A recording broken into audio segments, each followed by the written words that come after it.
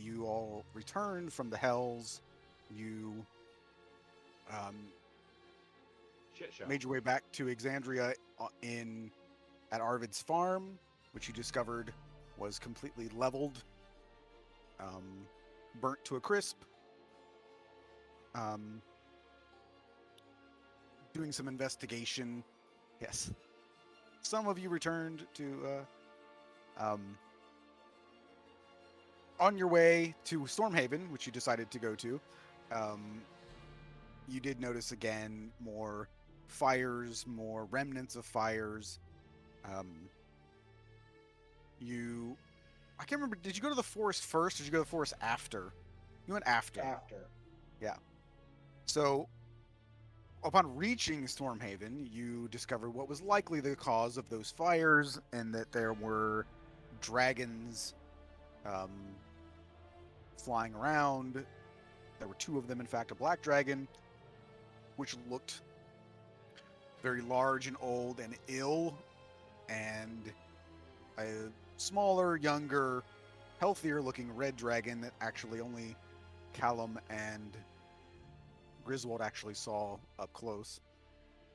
Um, Going to Stormhaven to find any leads, to find out what was going on. Um, Griswold found his former mentor, uh, slash mother figure, I suppose, Callista, had been killed and strung up with the other thieves of the city. Um, Discovered that Stormhaven, in and of itself, had been severely damaged. There were houses that had been destroyed. There were heads on spikes along the walls. You found that the uh, matriarch of the Sunstrom family seems to be the root cause of all these terrible things. You discovered that Dresden is supposedly dead. You just heard this from a dock worker. You also heard that um, the patriarch of the Sunstrom family was also killed, but again, you have no confirmation of this, just hearsay from a dock worker at Stormhaven itself. Um, New guard was no longer the Amethyst guard. yes, there were new guard members. The Amethyst Guard appears to be either replaced or converted into something else. Um, I think that was most of what you found in Stormhaven. Um, Decided to then check Bravely out. run away. Yes. Uh, Decided to go look for the Circle of Arda in the Rethlor Forest. Um, After a bit of searching, you found the remnants of them. You found graves. You found eventually empty burial sites. You came across a few shambling corpses of undead that were appear to be um, Circle of Arda members. You found a grave in particular that Callum stated belonged to his mother, and that body was also missing. Um, so unfortunately, you got no leads as to specifically what happened to them. You had the thing that kind of stuck out was that generally undead are often commanded by someone, and these appeared not to be, and they were just kind of wandering around the forest. Um, you then chose to uh, make your way towards Mage Shear, I believe, um, in the hopes of finding something. So far, your leads have run dry rather quickly, um, and on your way to Mage Shear outside the city, as you had done previously, you stopped at the Radiant Maiden, an inn where you had previously met your sister, um, and you met two people. Not meet two people. There were only two people in the inn when you arrived. One of them was a dwarven man who I believe Probably described him, but you did not actually. I don't think you guys actually spoke to him yet. So that is where Nope. we'll pick up. And I think it was Ragna, and I followed behind her, so she would have been up front. Yep. Yeah, so Ragnar would go up to the dwarf and just be like, excuse me, you seem like an adventurer. Yes, can I help you? We've been away from Silra for the past 2 years. Do you mind giving us a brief synopsis of what's been going on? I would be glad to. May I inquire whom I'm speaking to? I'm Ragnar. You're welcome to come to our table. We can get you a drink. I have one of my own, but I can certainly join you at your table. Ragnar just gives a quick nod and turns and goes back to the table. I'll pick up my drink and head over to them. Well, you introduced yourself at the very least. My name is Cromus. Pleasure to meet you. Nice to meet you. These Hey. are my traveling companions and sister. And your name?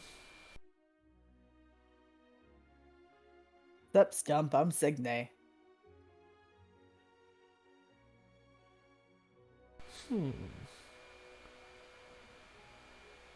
I believe it's possible that the two of you may have a sister. Yeah, we got a few more. Interesting. Griswold will stand up and put his hand out and just say, Griswold, worked for her family, now just work together. Just gotta say you're pretty quiet there, Mike. Oh, am I again? I thought. Yeah. Try this. Like, I want to put you with a 200%, but if I do, my ears are gonna get blasted. All right, how's this? Better. Oh, so much better. Okay. I have Alright, you so at 200%, and you sound like everyone else now. Yep, exactly. I need to get a new headset eventually. All right, so yeah, Griswold will just stand up, put his hand out, and just say, "Well, my name is Griswold. I used to work for the sister's family, but now we just travel together." And you, my, as he tilts his head, half-elven friend? Callum, Zuthrasis. It's a pleasure to meet you, I'm sure. Ah, so it was this group I was supposed to meet. Interesting. Reyes and you? Yara, you mean? I believe that's not a name you should say anymore. Yeah, just That- get on with it. Come on. That would be news to us. Just so you have a better idea, we weren't just gone. We were in the Hells and Feywild. So the past 2 or so years, at least, we have no idea of what's going on, apart from we passed by Stormhaven and saw dragons flying. Then it seems you all have missed quite a bit. Well, you've seen what has happened in Stormhaven at the very least. And a little bit of the forest. Ah, yes, it seems everything's a little out of whack at the moment, which is why I was requested to meet with you. Quit being coy and just spit it out already. I was requested by the matron to meet up with certain individuals once they returned and help them assist her in any way I can. How exactly would we be assisting her? And who is the matron? I believe you said her name, but she doesn't go by that anymore. Oh, by Yara, maybe? She prefers the matron. Okay. But for the more delicate matters, we should probably head upstairs to a room to discuss those. Seems pretty dead down here. Rather safe than sorry.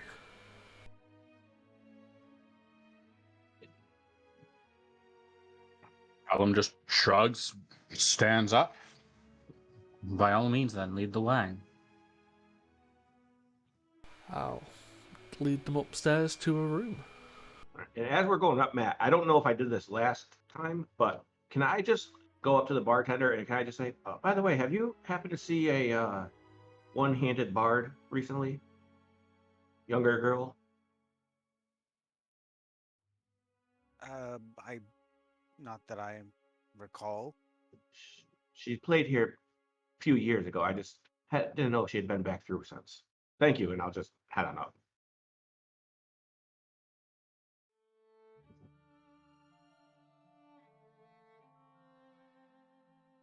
So we go upstairs. Yes, once we're all inside the room. So, I believe your group had some interest in death cults, and I believe from the description with yourself, as he gestures towards Callum, a specific interest in Nerul, correct? That is correct. Has there been change on that front as well? There has, in many different aspects, so this may take a little bit of explaining if you would give me some time. But Callum will just nod and sit down. the matron wishes to take his place. And as such, over the last 2 years, has gone to ground and has begun weakening his forces. So, when their eventual conflict arises, her odds of succeeding will be in her favour. Fantastic, but not until we figure out what's wrong with her. Well, Interesting. that's a discussion you would have to have with the matron when she decides to come back up to surface. But until then, that's not What do you something mean surface? Is she in the Underdark? Is she in the ocean? No, she has gone to ground. She is doing her own will, and she does not need to tell her acolytes where she has gone. I'm her sister, not her acolyte, and I'm gonna kick her ass so hard. If she's going to be trying to take on a legitimate god, I do not think you have that strength anymore. Yeah, you know what? Fight me. And Fight a god. I believe it should be wise to mention that she has aged more than 2 years in the time since you've gone. She is evolving. So, while she is confident, she may be confident for a reason. How Uncle exactly do Justin. you know this individual? The matron? Yes. Again, as an acolyte, I may not be privy to all of her doings. But how do you know her? That was the question. I am an acolyte. When did you meet her? Or where, at least? I met her within the last 2 years and have been helping her achieve her goals. I'm gonna thwack you. You know what we're trying to say, so just say it. Don't be a dolt. Signe, I feel like our sister has created a death cult. Yeah, that's why I'm gonna kick her ass. I don't think that would be necessary, but we can have a stern talking to. I'm inclined to agree with Signe here. The crypticness of your responses, let's charitably say it should leave us suspicious of you. Well, that's quite understandable, considering I happen to be in a bar waiting for your group to offer assistance, who is also an acquaintance to the matron. A acquaintance of yours. Right, well, what I'm confused is Nerul is the god of death, yes, Callum? Correct. And he uses that power to strengthen himself with undead and the such. More or less, yes. So, to me, it doesn't seem that death itself is the bad part. It seems that it's what this person is doing with death that is the problem. I would disagree with that, but I'm willing to hear you out. Well, if someone death is natural. If say the matron were to actually win this and get rid of Nerul, what if she did it the right way? What if death was just passing on?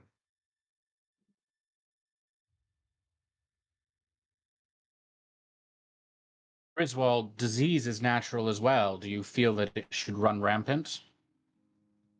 No, but I don't think that just because it's sad and unfortunate doesn't mean that it's necessarily evil. Nerul, what he does with death, I agree, should be stopped. But I don't think anyone is under the assumption that we can just stop death overall.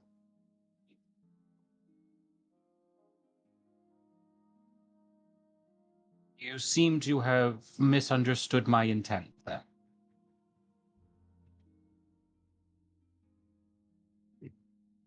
Um, Kramis, you said, correct? Correct. I maybe the easiest way. What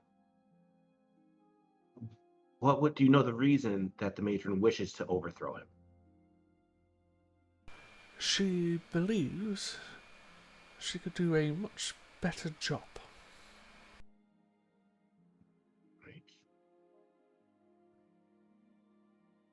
As for her internal reasons, that is of her mind and not my own.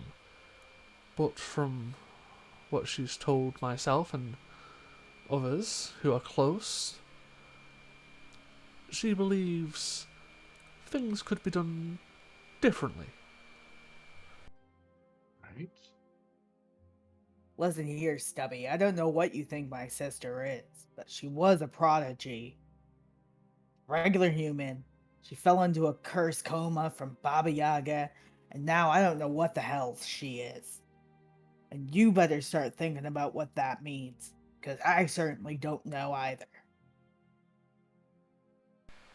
I've heard I'm from... down for running around and playing hero and setting things straight. But don't you for a second think I ain't holding you with some level of suspicion. I have heard from the matron all she wishes to tell to me. If you wish to suspect me, by all means. But I have been requested by her to render assistance to you all. Well, she said there would be one more, but apparently the elf is not here. No. Correct. Yeah. Uh, He gave up the ghost. Another victim of Nerul. uh, Kramis, you clearly don't know us well, but if your story is true, you're here to help us, yes? I am to render aid to you, yes, to help the matron in achieving her goals. All right. So, if that's the case, would you be willing to do something that would help us to trust you? Even a little bit more. Well, that would depend on the request, now wouldn't it? I have a bit of arcane magic. I I'd like to just look into your mind a little bit and just gauge whether you're being truthful or not. Figure if we're supposed to be working together, you wouldn't mind, and it'd be better to ask. Well, you're certainly able to try. So yeah, I'm gonna use my feet for detect thoughts and just get the surface thoughts at first. Surface thoughts are literally what I've been saying. He's here to render assistance on what could be called orders, basically. All right. And I will. He can absolutely resist if he wants to. I'm gonna try to go deeper and get more into uh your into the you gain insight into the reasoning is what I'm more interested in. Yeah, I don't think I'd give up too much information. That's not what I'm here to do. Not yet, anyway. So I think this is a wisdom check? Or save? It is a Yeah. Wisdom save. You passed it. And I'll just kind of his mind is a bit complex, but so far what he said is true. He may be holding some information back, but he did just meet us. I assume you would not like to divulge all of your secrets so soon, correct, Griswold? Well, the last time I told my secrets, that's partly the reason why our friend is not with us now, so I understand. Plus a little bit of mystery adds to the spice, does it not? It is not. But as of now, you are our best lead for the moment. Let me make this absolutely clear. I do not like you, and your attitude pisses me off. As long as you know that, we'll be fine. Business only. Well, luckily, as I serve the matron and not you specifically, that's not really too See, much this of a is why I concern. want to kick your teeth in. Signay, please. No, she has a point. I would agree with Ragnar here. He is saying, and has been truthful as far as I can tell, that he follows their sister. So until we have a reason to believe that their sister has turned on them, I don't see what distrusting or disliking Kramis will do for us. I agree. He's definitely not trustworthy. I'll give you that. I agree that he is currently our best option.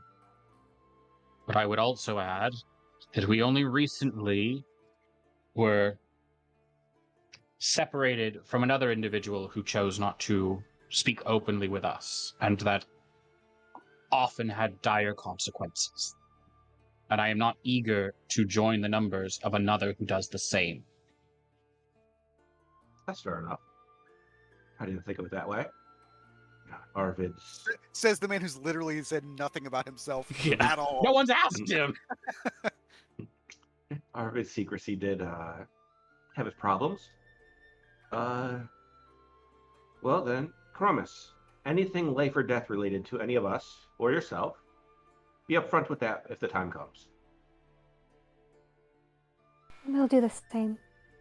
Well, as I've been ordered to assist you all, that generally includes keeping you alive.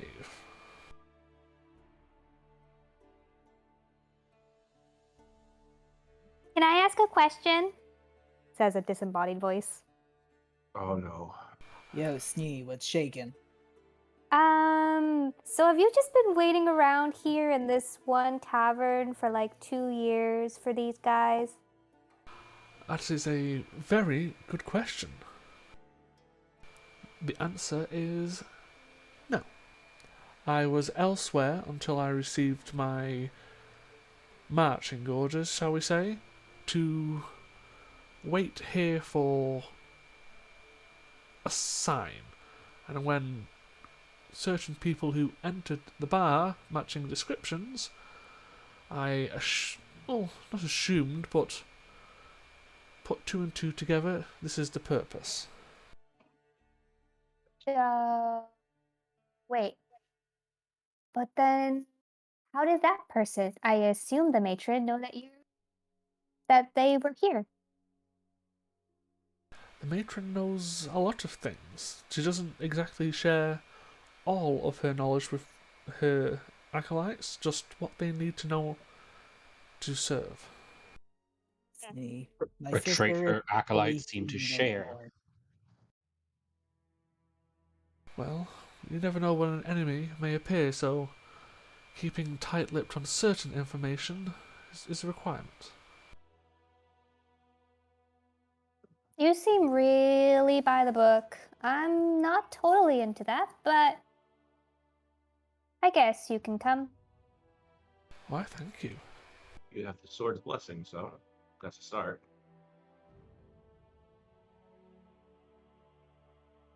Right. So apart from the matron, what has happened in Stormhaven? And all of Isilra, really.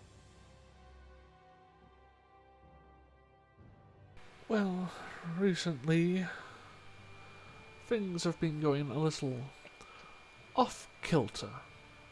Stuff has not been following the paths it should, such as the emergence of much more cults, the undead are more active in places they should not be.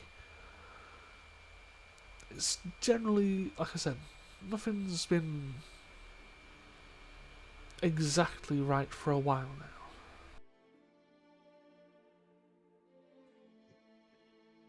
Do you know a cause of this? 1 second, I'm trying to read through notes from Matt from like 2 weeks ago. Yeah, I didn't give you like all the questions that they're gonna ask, but I've been what- making a lot of things up right now. yeah. So what Kramas would generally know about the goings on is obviously the the dragons in Stormhaven, and they have been somewhat terrorizing the surrounding areas, but have current or so far made no attempts to attack any other cities or anything like that, which in and of itself has a lot of the other uh, uh, leaders of the other towns and cities and stuff a little bit worried, because the idea being that, you know, what's she plotting? Was she doing there? Like, just she was already in charge of Stormhaven anyway, so what's the, you know, the purpose here? Um, the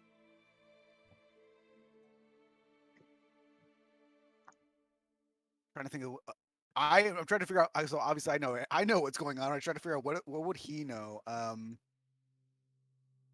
Uh, if you ask any further details, there are rumors that Dresden isn't actually dead. There are rumors that he is dead, but he's also heard that he escaped. That he is again one of the most powerful wizards alive, and most people don't believe. Lay people don't believe that he would have just been killed with nothing. The people that believe that he is dead is that the Tower of the Nexus has been destroyed, and some people believe, you know, he was in there, and, you know, blah blah blah. So there's some back and forth about who's dead and who's not. What about his daughter, Katie? She was in Wildmount with her mother. even before you guys left. Yeah, but just kind of seeing on where that is, seeing if they would have I mean, targeted them. nothing in particular as far as that goes. Let me see. So what other questions would you ask him, like specifically? Well, the one other one I was thinking about was how does the matron feel about all this new undead? I think Um, you'd actually send me a response for that one. Generally, the matron would like your assistance in dealing with the excess undead that is currently roaming around, and she would also require your assistance in acquiring some magical artifacts, depending on what they may be, to assist in her conflict.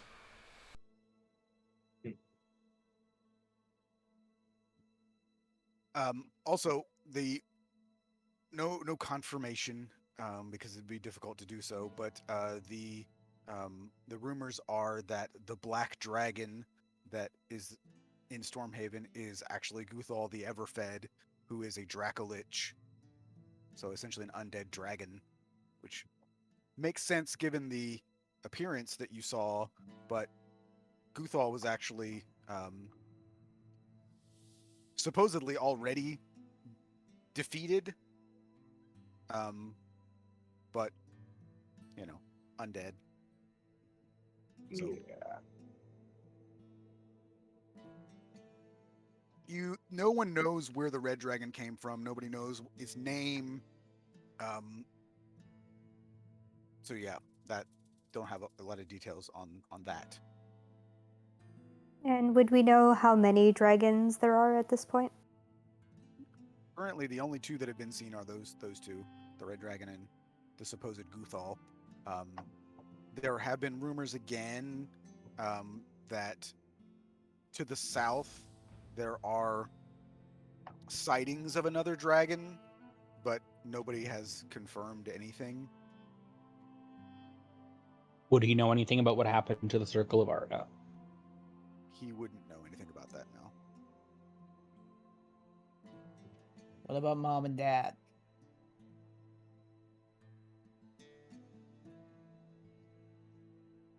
Yes, do you know anything about the Leuvenhelms? Stepmother would still, as far as anybody would know, would still be in Tranta.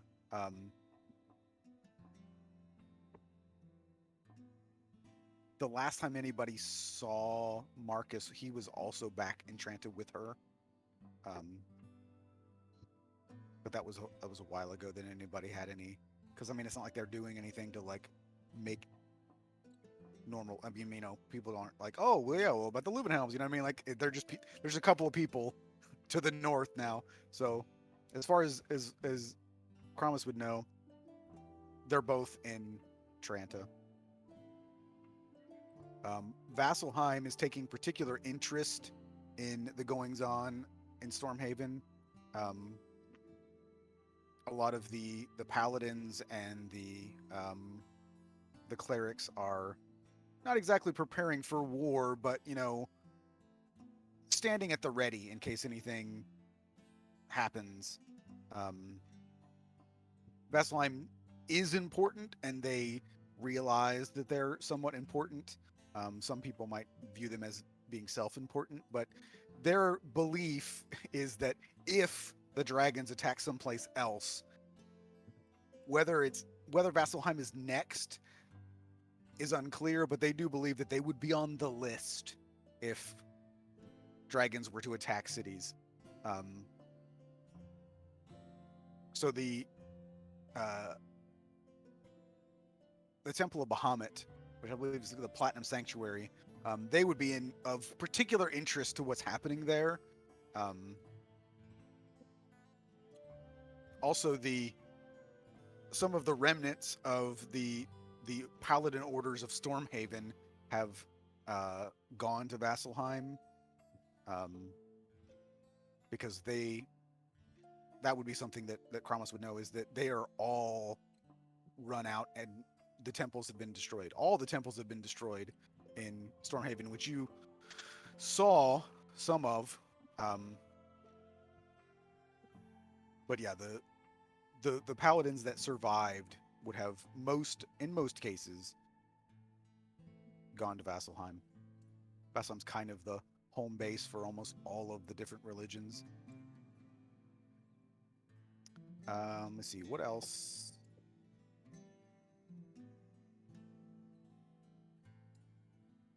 So as far a little more detail, I mean, like it's all across Silra. Undead are rising from their graves, and this is not even just like recently deceased. These are, and so it's Kramus himself may believe he doesn't have any, this isn't something that he was told by anybody else, that it would be, it's likely Nerul or even his son that is involved in this somehow, because this isn't a necromancer. Necromancer's not raising the dead from across the continent. So it's something big and it's something powerful to be able to do something like that.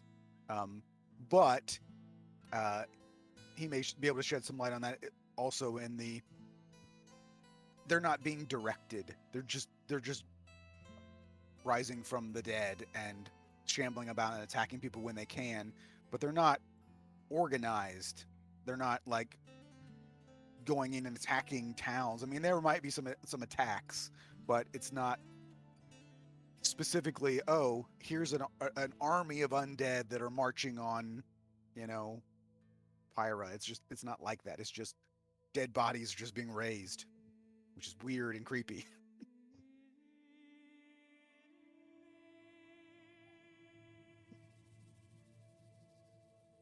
I think that's probably for the most part, unless you guys have more specific questions.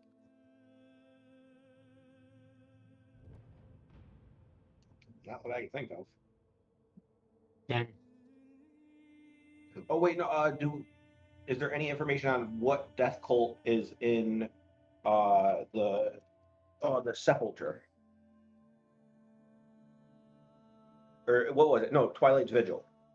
So Twilight Vigil is where the Crimson Sepulchre is, and the Crimson Sepulchre is basically just the what people believe to be the entrance to the afterlife, to the underworld. This is where that they believe that Thanatos or Moors, whatever you want to call them, emerges to reap the dead. Okay. Then no, I'd be good.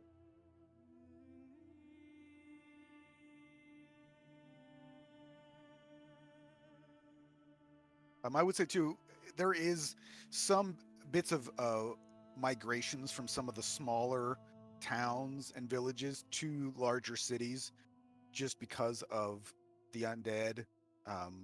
It's just safety in numbers type of thing. So people don't want to just stay out on their farm by themselves and have a bunch of undead walking around. So they have a big increase in places like Vasselheim and even Tranta, which is a relatively large settlement city. Is there any news on why no other big cities or anything like that have tried to do anything about Stormhaven? A lot of it is due to the relations that happened before all of this, and that Stormhaven kind of cut itself off from the rest of the of trade and everything beforehand, and also she didn't make any friends before she decided to do all of this, and it kind of, so I keep saying she, and her name's Eileen, but Eileen Sundstrom, but she didn't really have any allies, so it's like, yeah, they feel bad for the people there, but I mean, from the rumors, she's killed a bunch of them anyway, and the people that have wanted to flee seemingly have. So, what are they going to do? They're not going to march on this city with 2 dragons. So, yeah, Okay. it's less of like, we don't care, but like, what are we going to do? Like, Gotcha. if we try and kill the dragons and whatever, like, do what's in it for them? They're going to risk all their lives for what? Is kind of what it boils down to. So mostly everybody's being kind of insular and protecting their own interest at this point. Kind of like America at the beginning of World War II. You all just have your fight, and we'll stay over here, and, you know.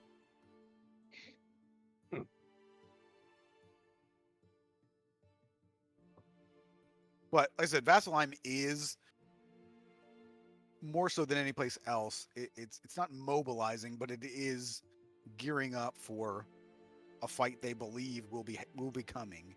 They're not going to look for the fight, but they're preparing for it when it happens.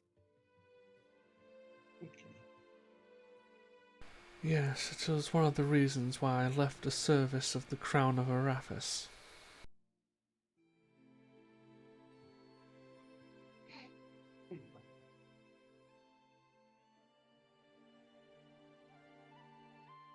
You would see just Yes. Ragna look down at that. You all Why would does know the that- Crown of Arathis is the main temple of Arathis in Vasselheim. Hmm.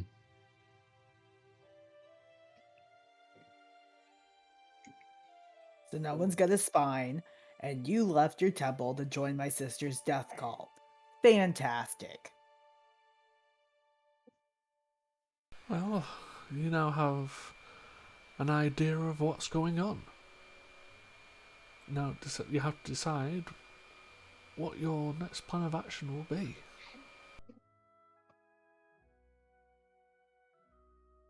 Correct me if I'm wrong, but you've already said that part of your reason here is to direct our course of action. So I'd be curious to hear what you suggest. My direction is to destroy the undead and acquire artifacts. However you wish to achieve that is up to you, but that's what I've been directed to guide you towards. Do you have any leads on any of these artifacts? Not specifically, but any magical items or artifacts would be helpful in the end.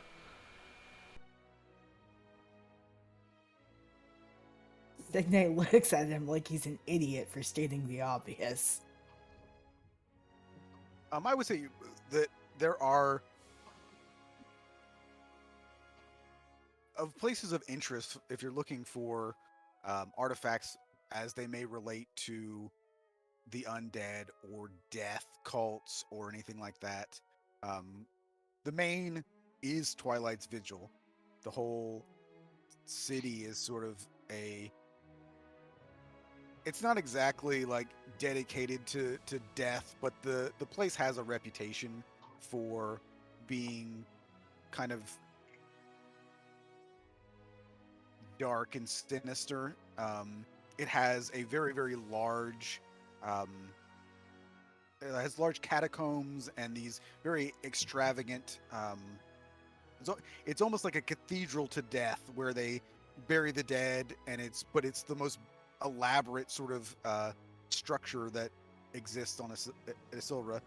So there's it's not quite a celebration of death, but again, it has a reputation for being a little bit dark. And I'm certain that's all information Callum would be aware of, given his He would absolutely obsession. Yes. So, And the Crimson Sepulchre is within probably less than a day of Twilight's Vigil. Dark Court, which is here, also has I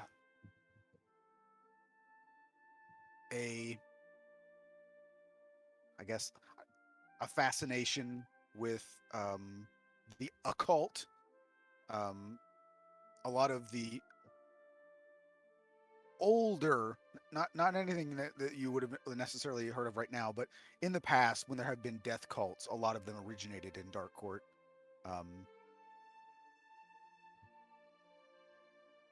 And then Oriath, which is a place that you had intended to go at one point, is also a very mysterious and less so about death and more just uh, dark magic and strange happenings and things like that. I mean, even with Stormhaven, you got the Dracolich and you've got the Nexus, which would have contained many magical items and Indeed. artifacts. So Stormhaven would certainly have quite a few artifacts as it relates to death cults and Nerul and all of that. And now out of reach comparative to what it was 2 years ago. Gallum, you're our local weirdo, I guess. Quick, what's a place that we can raid that's either a temple, a tomb, or full of assholes that deserve it? Well, Stormhaven comes to mind first at this point. That's why I was there in the first place, or headed there. Yeah, it's a bit much right now, especially when we're dirt poor. Next best bet. I mean, certainly Twilight's Vigil has ties to the underworld and plentiful magical items there, at least as far as I've heard. Everybody just do a quick history check. I would say for Kramus and Ragna, you would have advantage because it's kind of also religions.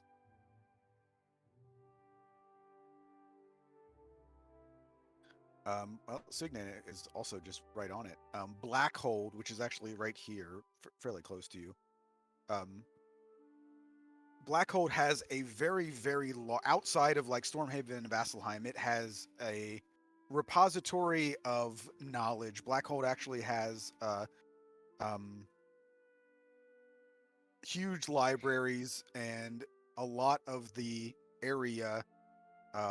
There are even surrounding. It's kind of a. It's not like a full-on city, but there are various temples around Blackhold that are dedicated to Ayun, which is the goddess of knowledge. So if you're looking for knowledge about artifacts or the history of cults and even more information about possibly Nerul and all that fun stuff, that is a decent place to start as well. I hate to say this because I hate studying, but do we want to go to Blackhold? There's a ton of libraries there, and I guarantee they probably have some lead on either like folklore or religious googly gook about the gods or something artifacts. I think that would be rather smart. Yeah, I have my moments. Personally, Not I just sitting think around waiting, so I like it. it is on the way as well, yes? To Twilight's Vigil? Right. And Ragna had also mentioned last time about possibly going to Tranta, so it's sort of kind of also on the way there as well.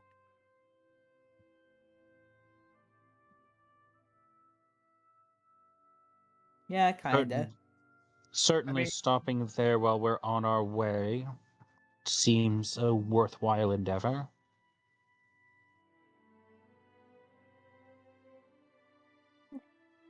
not exactly I mean, you can take a shortcut that way. Otherwise, it's a roundabout. The Southern Round Path, in fact, is that as it's called.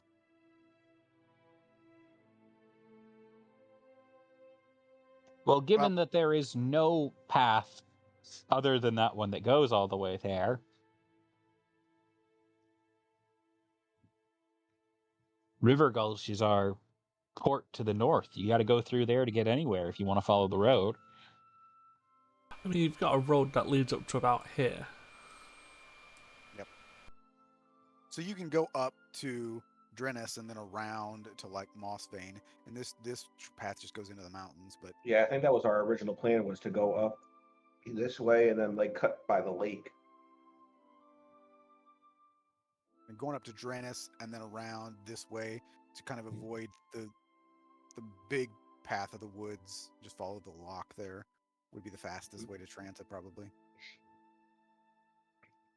It's good with me. Or you just go straight through the mountains. That wouldn't take long. That would be fine. Or you could go this way, stop at the Isle of Orchids, and then, you know, Luke, do you guys want to go to Black Hole or not? Yes, we're going to books.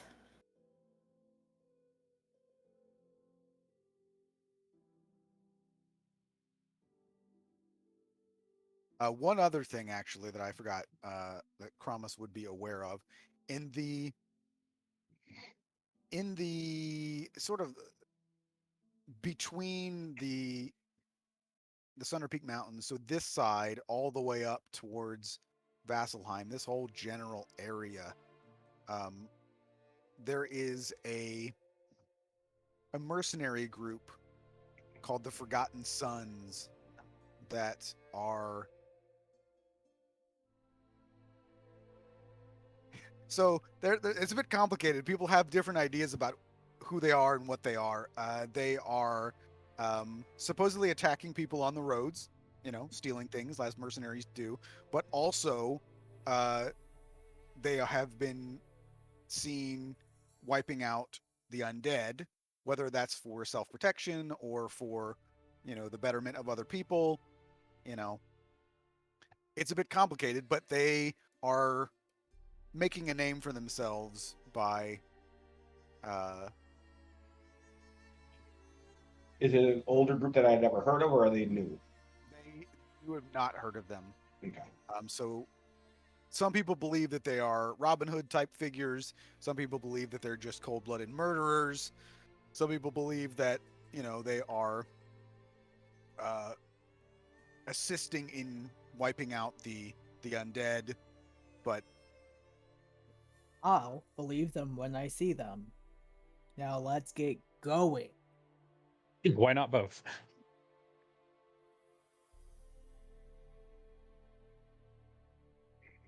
Promise, just in case, do you happen to know a one-handed bard by the name of Ali? Do I know of such a person, GM? you do not. Unfortunately, no, I've not encountered a one-handed bard named Ali. I asked the barkeep downstairs too. It seems like she hasn't been back through. That's unfortunate.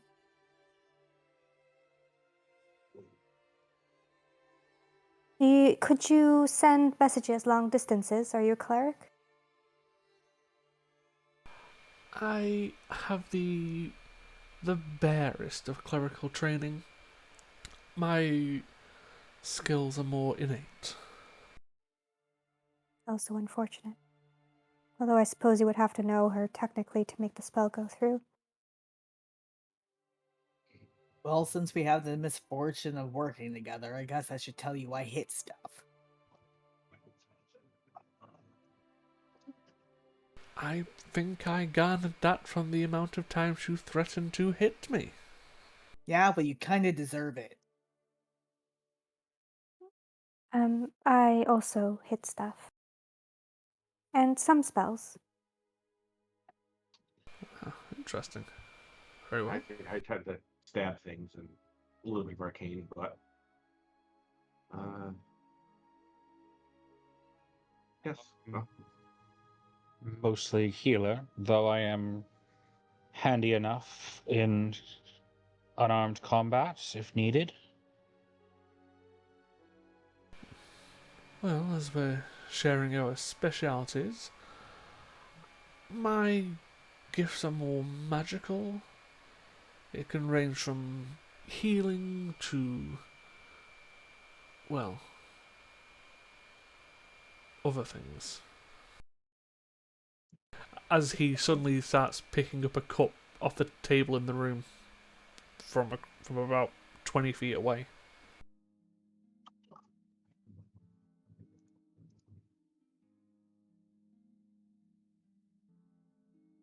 Griswold will do the same with just a different random thing.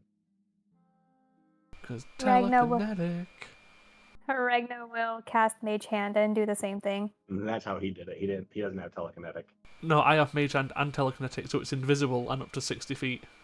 Mm-hmm. Signe just shares a very frustrated glance with Callum. And then you'll hear in your just head. shrugs. You'll hear in your head.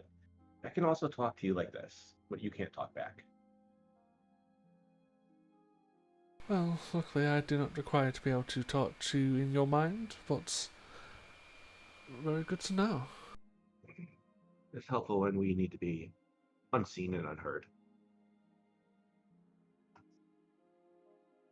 Well, So is there anything we need to know about the travel going north? Is anything drastically changed like it has in Stormhaven? apart from the increased undead activity and the questionable reports of banditry and highway robbery, nothing too drastic has happened. Again, the call to arms in Vasselheim, even though they do not wish to sally out. Right. Then perhaps stop by in Mageshire, get a bit of supplies, and start moving. So we're gonna go through Storecombe into Blackhold. I think that makes sense. Might as well stop by any settlements or villages, cities, and gather some information where possible. Green. Well, Alright, well. depends, considering it's about mid-afternoon, setting off now probably will not be the wisest course of action. You say that. Are the roads particularly dangerous? You're probably only about I can't remember exactly, but I think it's about half a day from the Radiant Maiden to Mageshire, so you could make it there by evening. What are we waiting for? Let's go. Very well. Lead the way. Gladly.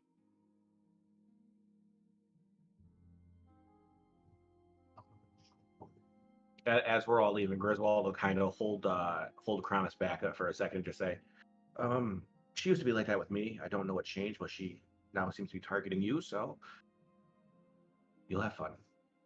Well, considering when I left the service of Arathis, they didn't take too kindly and were openly hostile.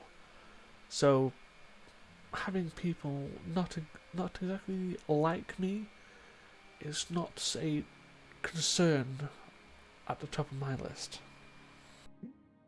Well, decisions I've made in the past have led to a few of my friends dying, so if me trusting you leads to anything close to that, I will kill you. Oh, by all means. And I'll just kind of pat him on the shoulder and walk out. Would anyone else like to thrust at me before we go? We have time. I think that you and I can have a fight. And Ragna's like, shh.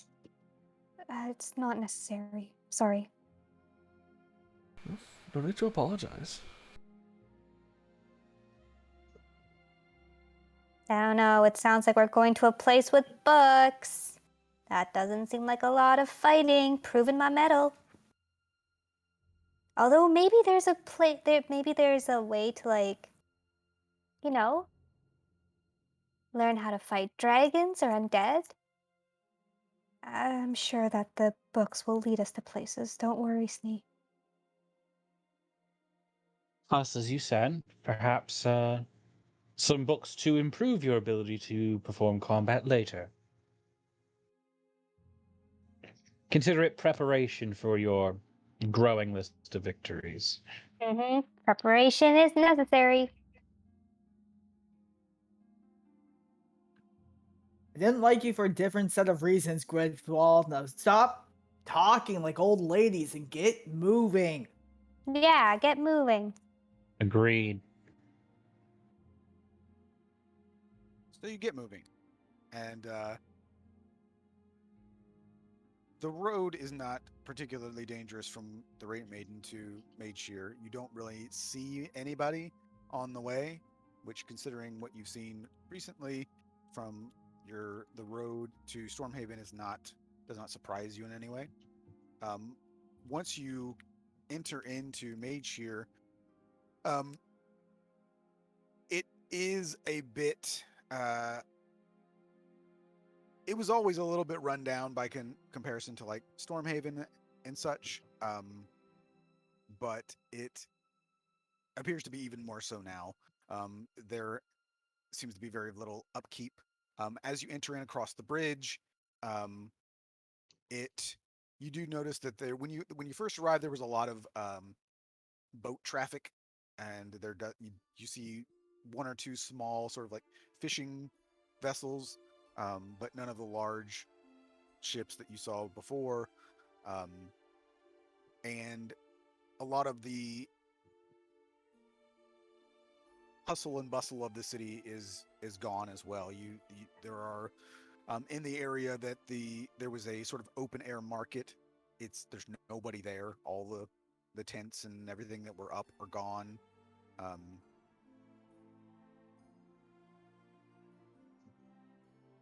You can gather without any rolls that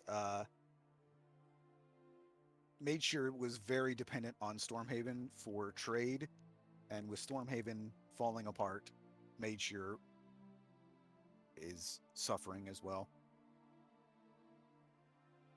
I'd like to go down to the docks and inquire as to whether or not undead fish have been about, and that's potentially the reason for so few boats.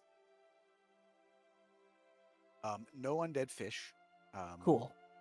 But again, a lot of the trade that the boats were making, even that short trip by boat back and forth to Stormhaven, was a pretty big deal. And when you look at the southern part of the continent, there's not a whole lot past Stormhaven either.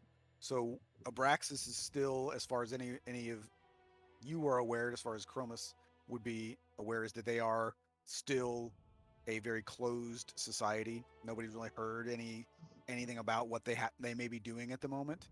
And in Zanambra, where you were at, is a pirate haven. So there's not a whole lot going on to the south there. So any ships and everything that like Made Sure isn't very. They don't really produce a whole lot. So they're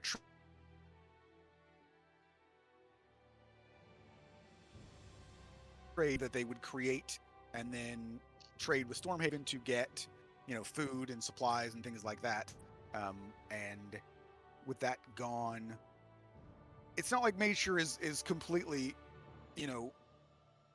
bereft of people, and it's just it can't sustain the amount of people that were there before, is what it boils down to. So Made Sure, while once more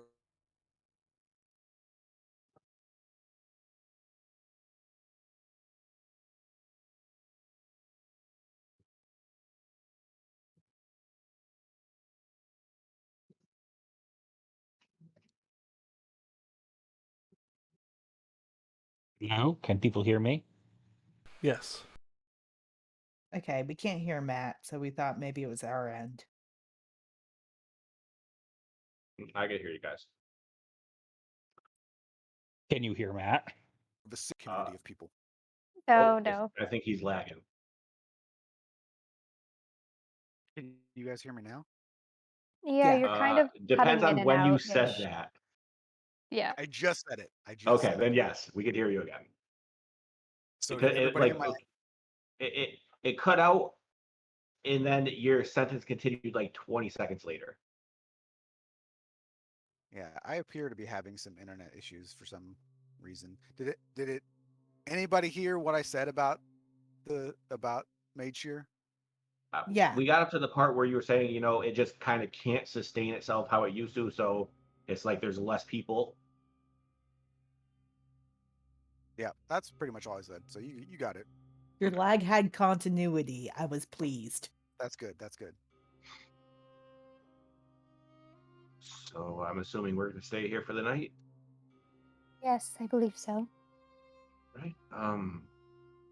Well, if anyone would like to take a bit of a walk, I'm gonna go around and see if there's any people like me in the city. See if they've also been hunted down like they did in Stormhaven. Oh, I may walk around the city, see what aid I can offer. If you don't mind the company. I Not at all.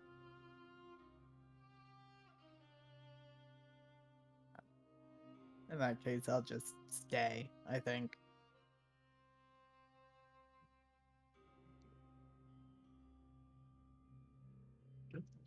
Well, then I'll be back before too long.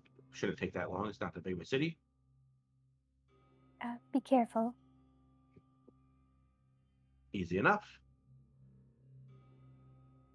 Yeah, and I'm just gonna head out, Matt. I just want to kind of walk around looking for any sort of thieves' cant symbology, anything like that. Any areas that I think may have those types of people in it. Just just looking around, listening around, and all that kind of stuff. Yep. Do investigation. Right.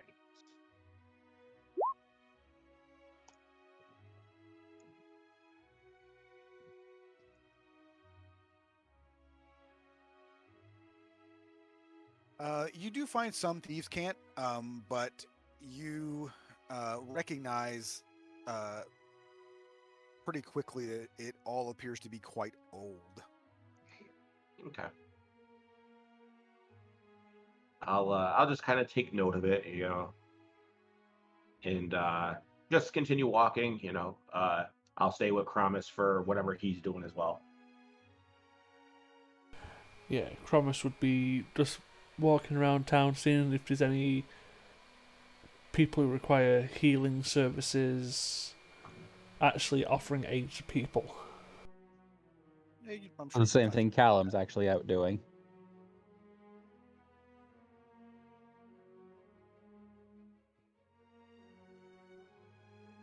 But, yeah, probably spend like an hour or two doing that, then head for rest.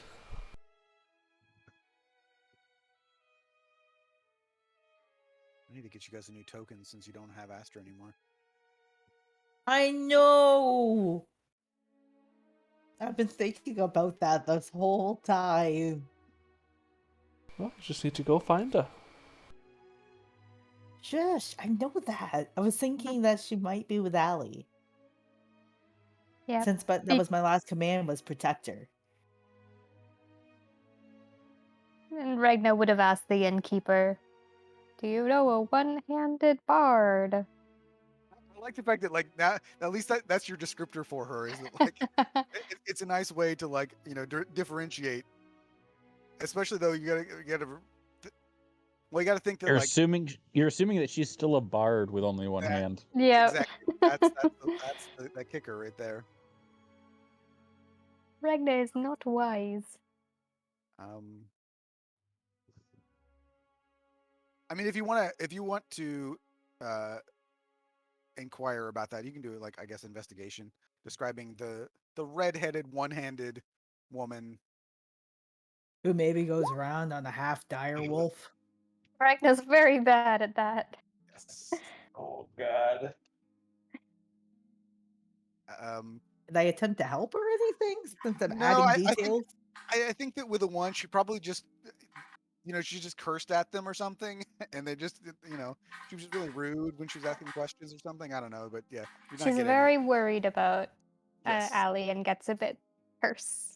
I mean, with that double one, the response should be, "Oh yeah, I heard a rumor of that. I heard her just fucking died." Yeah, she's dead. Yeah, I killed her myself. Slap.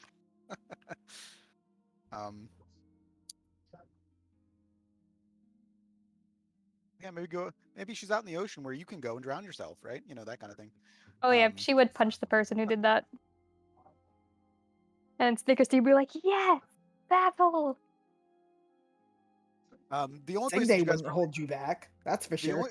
only place that you guys went, if I recall, in Made Sure for the most part was you went to the inn, and then you went to that inn that was a former like castle type thing, and then also to the clerics there. It's where you went to the crypt. Yeah, there, and we also went to the closing down magical shop and the docks. Yes. Going to visit the clerics doesn't sound like a bad idea.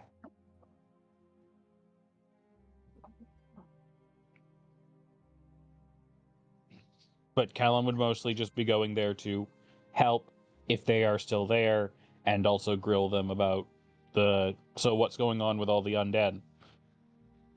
What have you guys seen? Which I'm assuming is the same information you gave us already.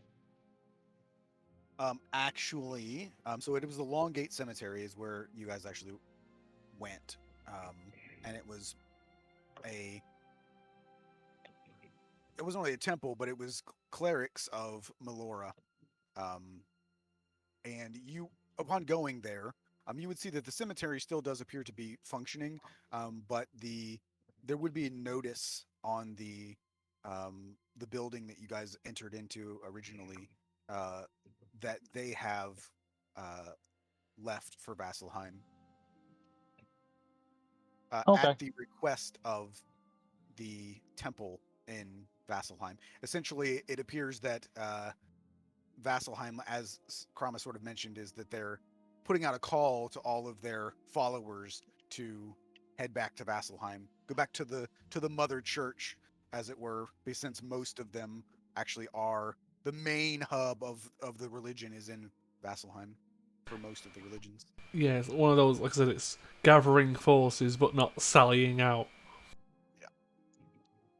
Which you would probably hear from a lot of the people in Madeshire, as well as um, any villages and towns you might pass through on your way to like Shoreham and Blackhold.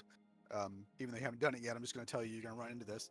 A lot of people do feel somewhat abandoned, and they are disillusioned in some ways by the gods and by the clerics, because they have essentially left the people to their own devices to go back to Vasselheim.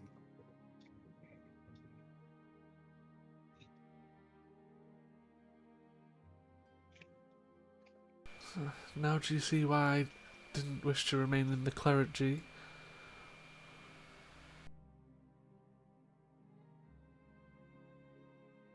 Are you saying this too? More than likely Callum. I don't know if Callum stayed with Promise.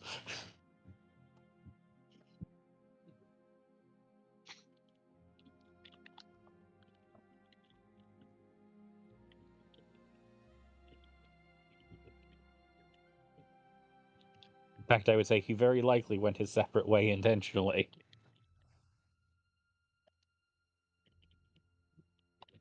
Well, fuck you then.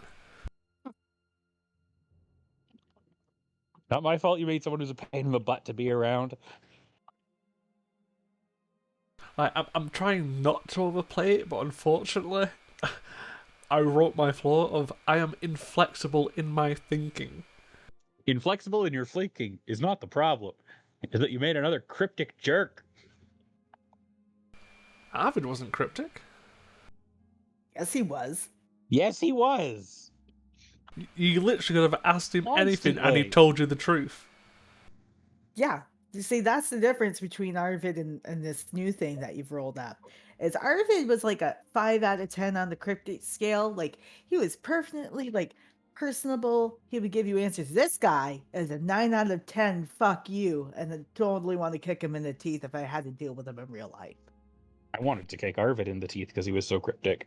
Hey, Arvid was only cryptic when it came to stuff he could not reveal about how the Fey realm worked. And also just literally anything wouldn't give a straight answer for. You know, he was No, Fey. this character, he won't give a straight answer to anything. Yeah, maybe. Who knows? I don't know. We'll have to wait and see. Just to be clear, though, I still like you, Rob. I just don't like your character. Yeah, I don't take it personally. Okay. I know some people have a hard time with that, so I just want to be upfront with you right now. Yeah, I don't give a rat's ass. Okay, cool. Thank you. I'm back. Sorry. The one other thing that you would, I don't know how exactly you would have figured this out, or somebody would have told you, or whatever. But um, before they left, the clerics in Mage Shear would have essentially cast Hallowed on that cemetery to keep the undead from rising. So that is one thing that you would have found in Mage Shear, is that other places have cleared out because of the undead, and again, that safety in numbers thing, whereas Mage Shear is kind of cleared out because of their sort of food and money situation rather than because of the undead. So that's actually, in Mage Shear, is not really much of a problem. So yeah, That would have was been a major nice. reason why he went there too, was to see if there were undead roaming. So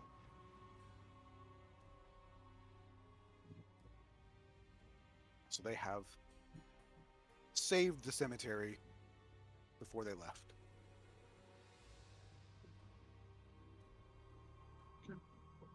They pickled their undead properly. Yes. So, is there anything in particular that you'd like to do before you rest? And also, so it'd probably be about a gold for every, not each, but a gold for all of you at this point to stay. You're not staying Ragna at the would nicest accommodations, but Nature doesn't really have any anymore. Ragna would pay that and then also give her 9 silver as an apology for touching somebody in the inn.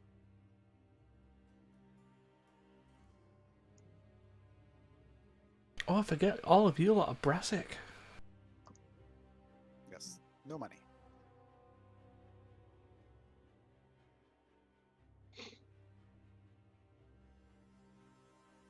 So the plan then to go to Shoreham and then Blackhold, is that correct? Yes. Yeah, right up the coast here, and then following the road.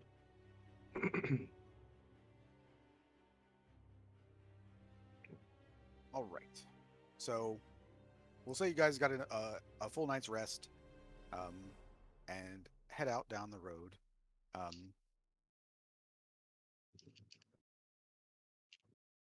Let's see, how far is Shoreham?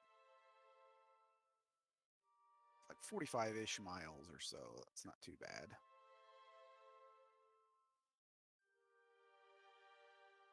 Let's see. If it's possible, like if we go at a faster pace, Griswold would suggest it just to get there in the day rather than having to camp out somewhere else. So if you want to go to fast pace, it's 30 miles per day. So it wouldn't matter anyway. Yeah, you would get there in a day and a half going at a fast pace, Okay. or 2 days at a normal pace. We'll 24 go with 2 miles. days then. 24 miles on normal day, 30 miles on a fast pace.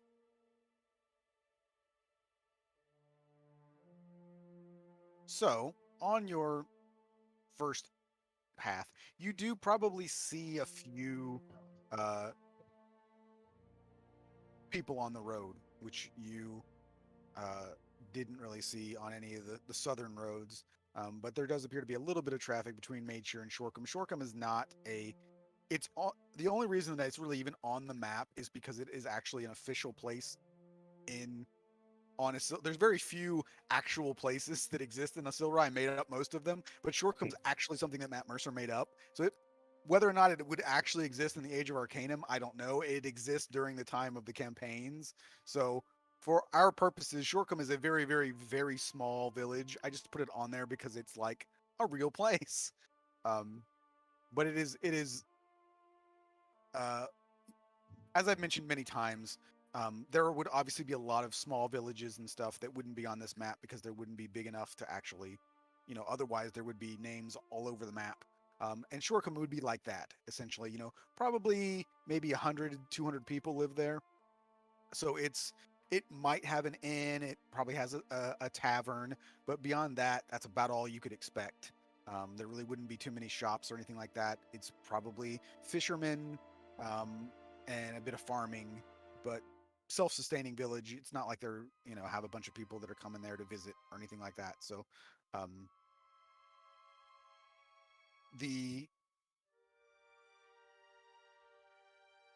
first night, though, go ahead and everybody set up how you want to do your perceptions or your watches rather, and then roll perception for them, if you would please. So when you're traveling to Shoreham, you are traveling along the coast, but very close to you is also the Thunder Peak Mountains. So in some places, I mean, you are actually going uphill because it kind of the mountains do actually kind of go into towards the ocean. So it's not like there's a big amount of space along the path in some places. I mean, I'll take first. I can take second. Perception. I think Signe is still the only one who can't see in the dark. So Yeah, I'll take early morning. When there's Callum's actually fine with light. third then. Griswold is not seeing shit. I'll take fourth then. Ragna.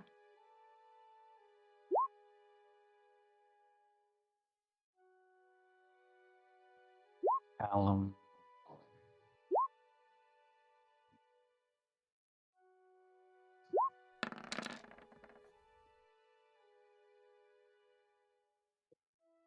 do you get bonuses again?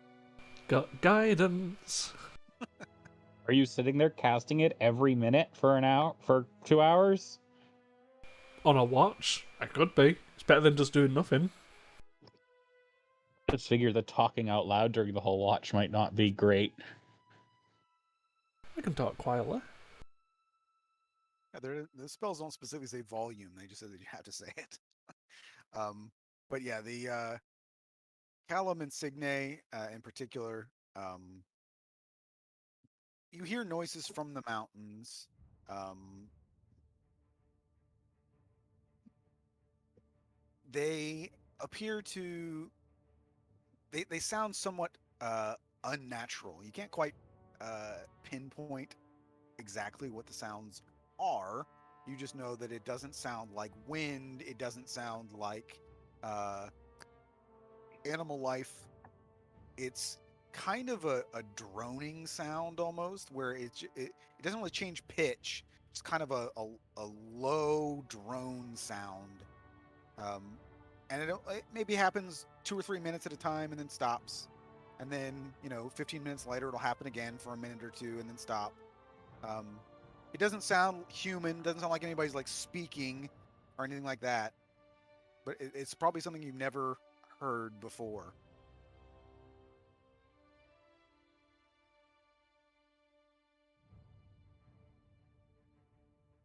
Okay. That's it. That's all anybody notices.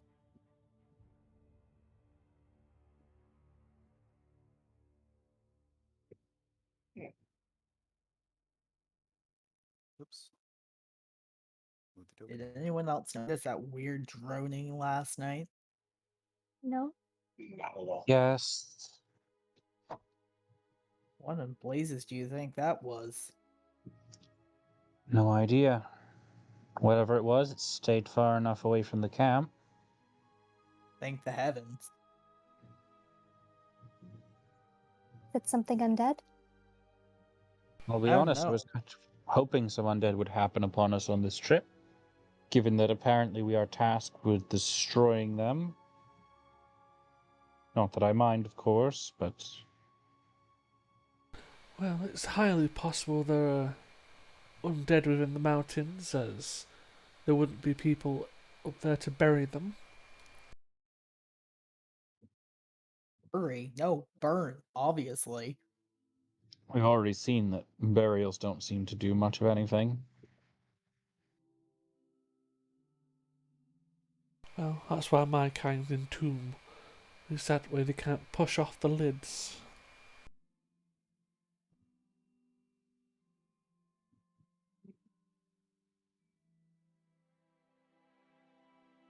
Alrighty, so, as you made your way out of the mountainous area, on your second day of travel, you don't hear hear that sound anymore. But as you get close to Shoreham, you can actually see from a decent distance away that what you see is what you don't see, and that you don't see any people there. You would normally see, people with fishing nets or people just milling about during the day, and nothing. The buildings are all still there, so it's not like it was burnt down like, the farm. And there's no like smoke stuff like you've seen before. Nope, there's no fire. There are no fire in the It appears to be fireplaces. deserted. It appears to be deserted.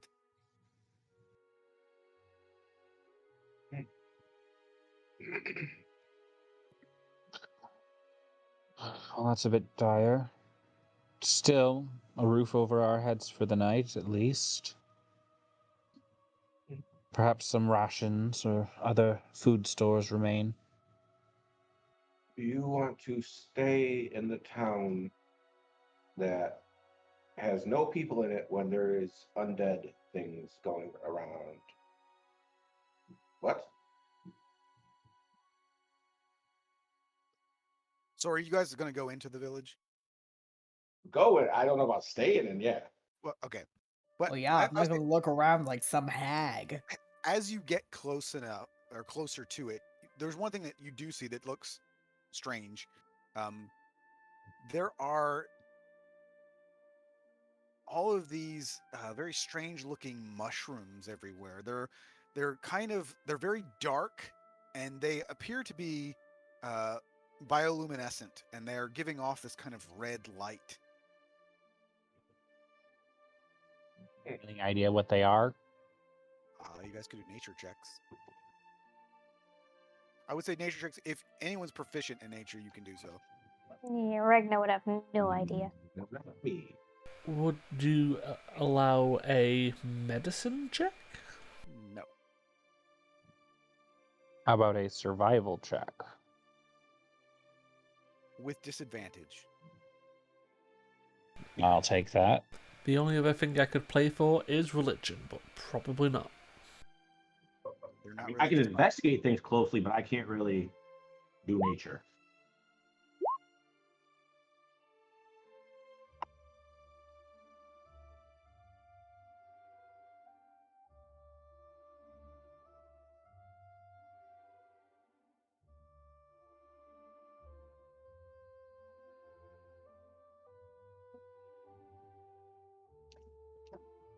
Give me one sec here.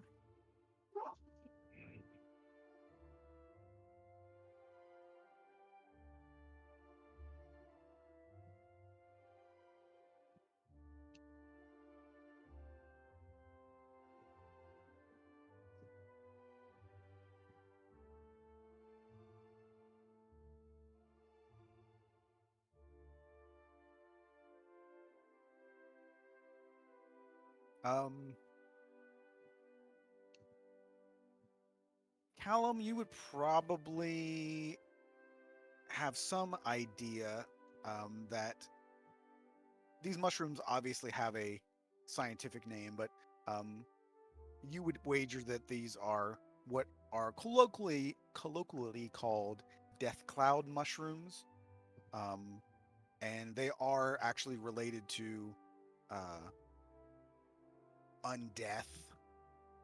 They actually, despite their name, they actually don't release any sort of death clouds. They're actually not they're not poisonous, although you wouldn't want to eat them. But they're to the living, they're actually relatively harmless. Um, they are considered more of like a bad omen than anything. Um, Hmm. and claims that they appear when the undead are around as well. Is that the it's not true, but people claim that after a body rises from the dead, these mushrooms grow in their place, you know that's not true, but it because of the connection between the undead, people have equated those things as just folklore, but it's mostly coincidental. Mm. But it's not a good omen. Put it that way. Death cloud mushrooms. Interesting. They edible? It wouldn't kill you, but I wouldn't suggest it either. Why? Are they just really bitter? Because we could, like, just boil them even more. You know, I've never tried one to find out. I've just heard that they're not particularly edible. Supposedly they're a bad omen of signs that there are undead about, though in my experience, they've been an unreliable indicator of that. Omen Have you schmomen, checked? I'm broke and I want a next meal. I do still have rations, Signe. I don't think you should have strange mushrooms, but Callan, do you think we should go in and make sure there are no undead? Oh, I certainly think we should. It would also make sense to at least examine the larders and see if there's anything we can take with us for our travels. Waste not, want not, after all. So with that, you all can do investigation checks if you want to search the houses for things.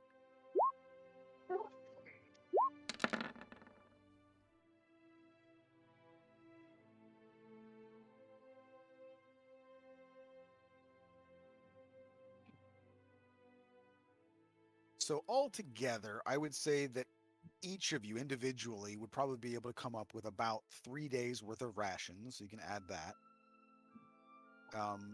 And then all told, you probably came up with about 17 gold.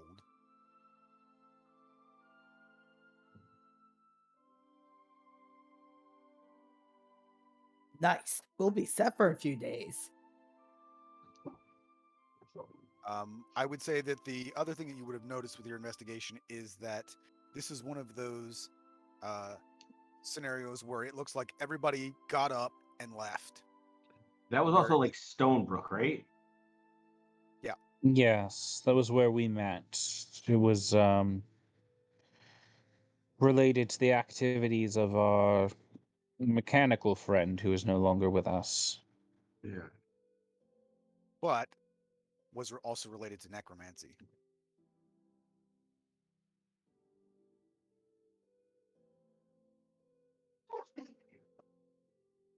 Does Ragna notice any undeadness around?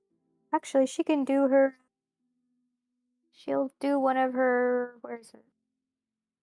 Divine senses.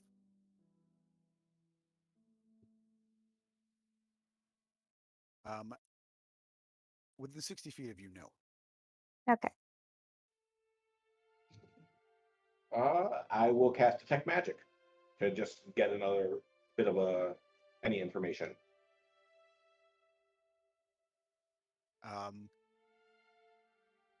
If it were possible, you would be almost blinded by the light of Okay. not a thing, but just magical energy in this place is off the charts. Whereas Stonebrook, it was very muted, but it was everywhere. This is Probably more recent recent. Okay. and Then very, I'm very powerful. assuming it's also necromancy. I mean, you would assume because it is pretty much exactly the same setting as Okay. Stonebrook, just 200 years later. Like, whereas that's how long it had been since it happened at Stonebrook. All right, then I will fill everyone in on that, and actually fill Kramis in on why we would assume it is necromancy. Tell them about Storm, yeah, not Storm even, about Stonebrook and what we've seen in the past.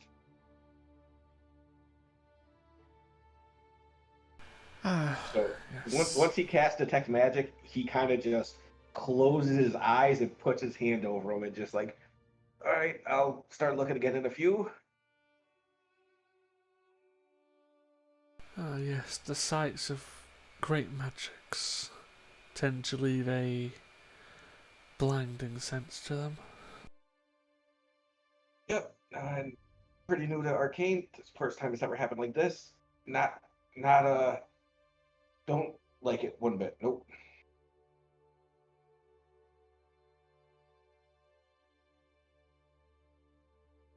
So you want to stay here for the evening? Is that correct? No. Well, Griswold will refuse. They could. He will go sleep somewhere else.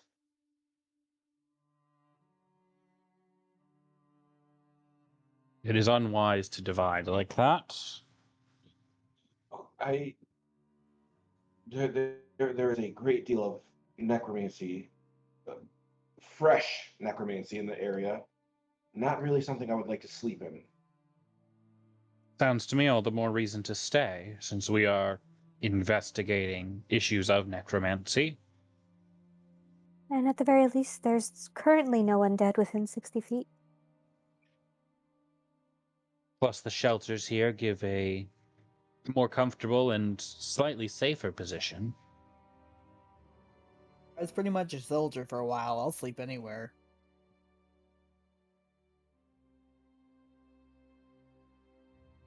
What about you, Kromus? Are you willing to stay here? I have no qualms in staying here. If it leads to nothing, then so be it. But if it draws the attention of the undead, all the better. I think that's one of the first things you said that I can agree with you on. Why is no one thinking if this magic is not what turns things undead when it's exposed for prolonged periods?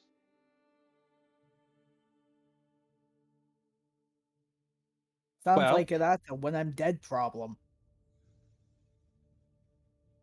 yes, if that was the case, I imagine there'd still be plentiful undead here. Plus, if Stonebrook is anything to go by, I stayed there for several days before meeting with you folks and had no ill effects whatsoever. That was old magic. This is very, very fresh. Fresh, but not current. Correct?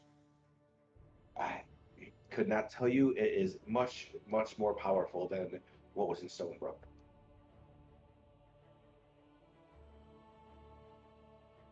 Just kill me dead when I'm dead. I'll be dead, so I won't care.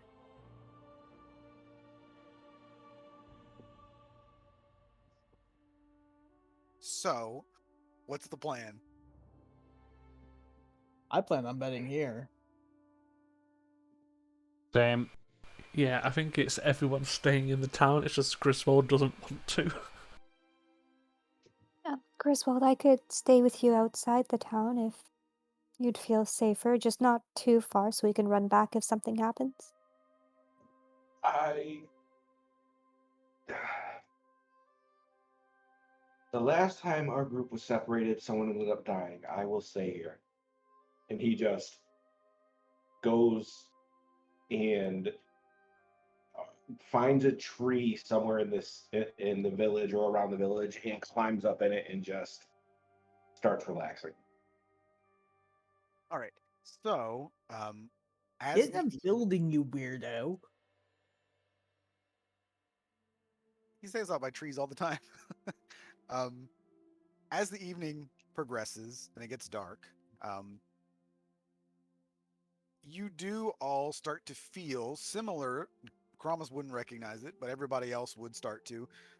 Just as you were, what happened in Stonebrook, you all start to get this overwhelming sort of feeling of kind of dread and fear. So everybody go ahead and make a wisdom saving throw. I would say everyone but Griswold would get Ragna's bonus.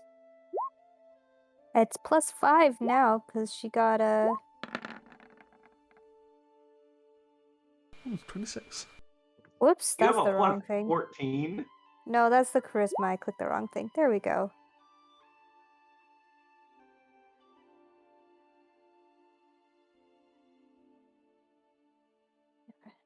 Are you giving me shit for having guidance when she's got a +14 in her save?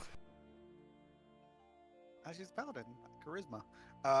Griswold and Signe, you both, that sense of dread, that sense of sort of otherworldness and fear keeps you from resting peacefully, and you both take a point of exhaustion.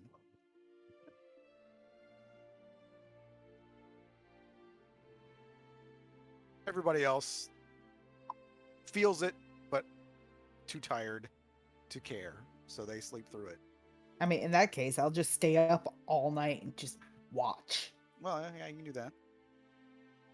You don't If see I'm too anything. unnerved to sleep, I'd rather just keep watch. Yeah, you don't see anything. You don't hear anything. Um, it's just that uneasy feeling.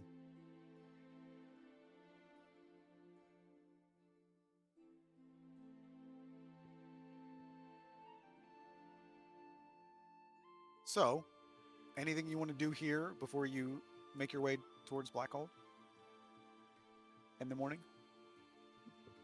Once it's morning and everyone's awake, Griswold will just say, "I'll see you on the road," and he's going to start walking out of the city until the dread goes away. It actually And does. then he'll wait for them. Yeah, it's not too far, really. Hey, It really Grizz, I'll does join get you. localized.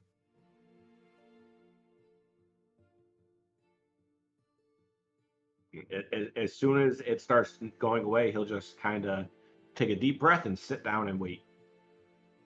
It seems that those two don't deal well with the after effects of undead. Admittedly, it takes getting used to. That's understandable. So just in case, just as a reminder, Signe and Griswold both have disadvantage on ability checks Mm-hmm. until you get a long rest.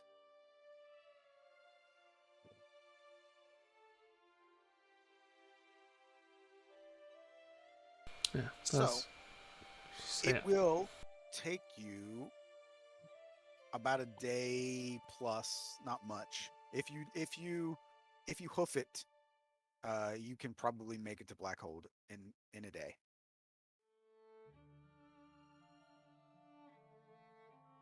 Sure, let's do that. Perhaps we can go a bit slower for you and Griswold today? That's quitter talk. Yeah, they're not. I mean, their speed isn't halved, so Ragnar would still be worried. um, so making your way, if you are going rather quickly, um, as it gets towards evening, you notice what you had been told before. Um, Off to the slightly to your northwest, you see a temple, a stone temple. I'm trying to just think of. It's not huge, but it's certainly not the smallest temple that you've ever seen. Um, it does appear to be quite old, and around it, the place appears to be covered in those death cloud mushrooms. Oh, might be worth an investigation.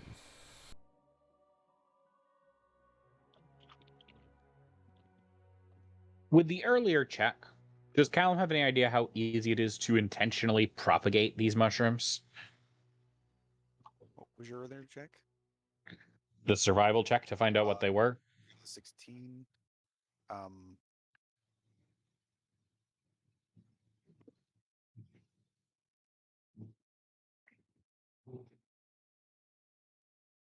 I would say it's difficult to say because people generally don't cultivate them. I mean, so it's not something that people would intentionally grow. So it's not really known how easily you wouldn't know how easily it would be to grow them.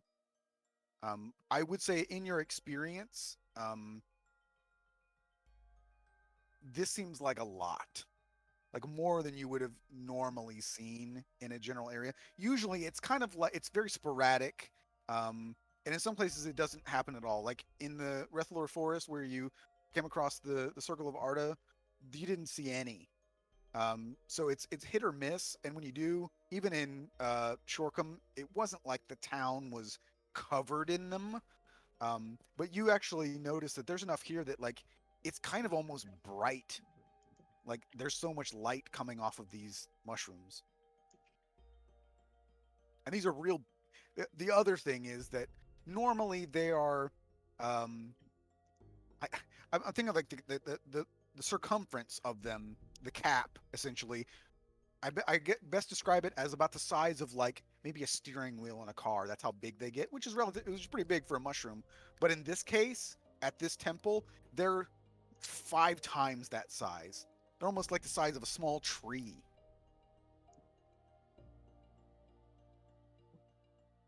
How far away are we from the temples?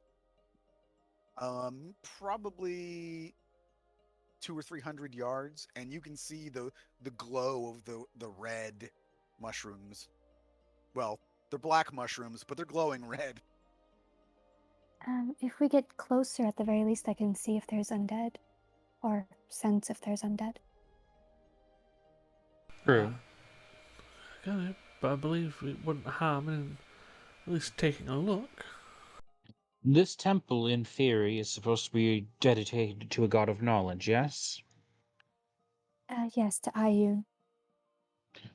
Perhaps the followers that were here uh, created a cutting of these larger plants and placed them in Shorcombe to dissuade travelers from entering.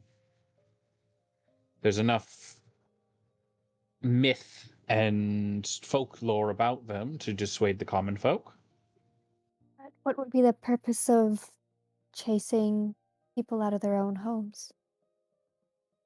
Not to chase them out, but after whatever event occurred there, to Oh, keep people away from it for their own I see. safety.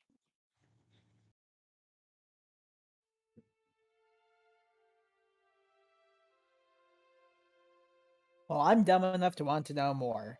Through the mushrooms. Just once we get closer, I'll sense if there's any undead. Stealth checks if you want them. Sure. Disadvantage for Signe and Griswold.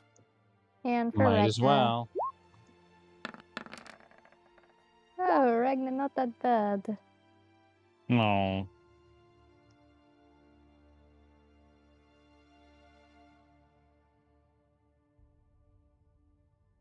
Oh, I got a 10.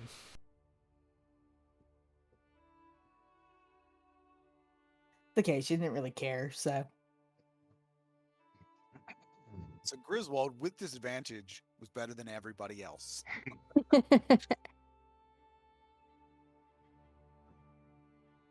You are not stealthy. As you get closer, you Once we get within 60 feet, Regna will throw up a divine sense. I mean, from 300 yards, stealth is not quite as big of a deal. It's not like you were Yep. right on top of the place, but yeah. Within 60 feet, oh boy, does that place light up. You mean like with the presence of undead? Yeah. Yeah, Ragnar will just be like, oh, well, there's lots of undead there. Like, the stench is. It's terrible. And she kind of Yeah. covers her nose and tries to turn off her divine sense. Hear that, Snee? Time to play. Time to play. Sounds as if we found our destination for the day. And from where you guys are, you can see at the temple steps. You probably would have seen this from further away than you are now. Even you may have caused you to stop, but we'll just say it didn't. There is a massive skeleton standing outside of it, wearing ripped up armor. It without any real. You don't need any checks. This is a giant's skeleton. Not just a giant skeleton, giant's skeleton. A skeleton of a giant. Huh. So we'll go ahead and just move you all to the map so you can see this.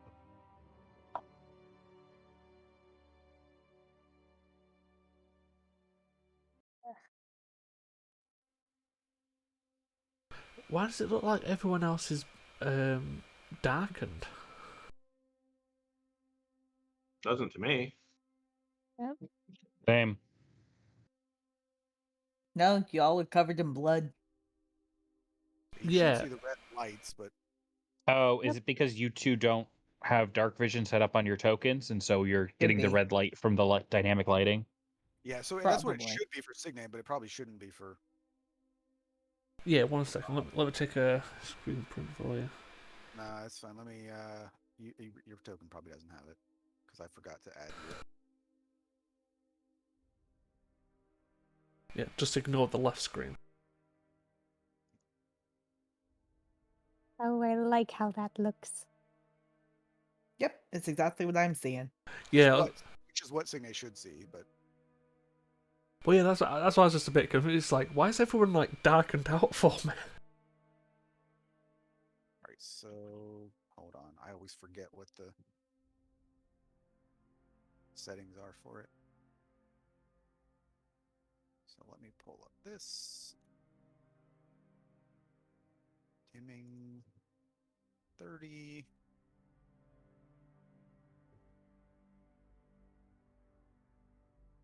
All right, so that should look better.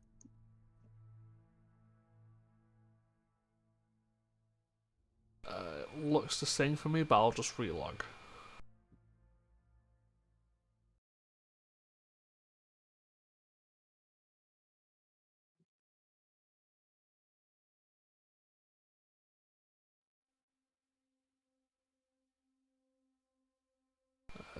Looks the same, but it's not an issue right now.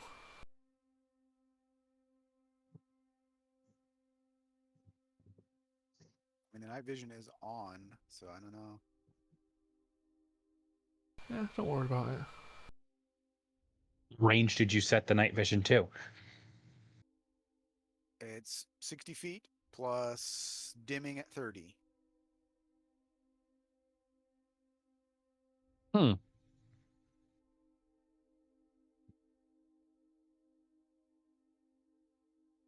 Which is what everybody else has as well. So I don't. Like I can see when I move around. I'm not looking for anything, but it's changing. It's just tokens just lighter. Like I said, it's not an issue. Because that's what your token is set as. So I don't know. Maybe he's like in the light, or is he on like a light layer? Well, no, he wouldn't be able to move himself if he was. He's on the token layer. I don't know. Yeah, Well, it's not an issue. If it becomes an issue, we'll figure it out. But as I assume most of you can probably see that. Maybe if you have dark vision, you can probably see that skeleton. No, because there's stuff in the way. Okay, well, it's right around the corner. You guys can move your tokens. But closer. we would have seen it. Yeah. Oh, never mind. I see the outline of it. Holy shit. Ah, okay. So I don't have dark vision. I can see the red, what's held up in the red lights. That's it.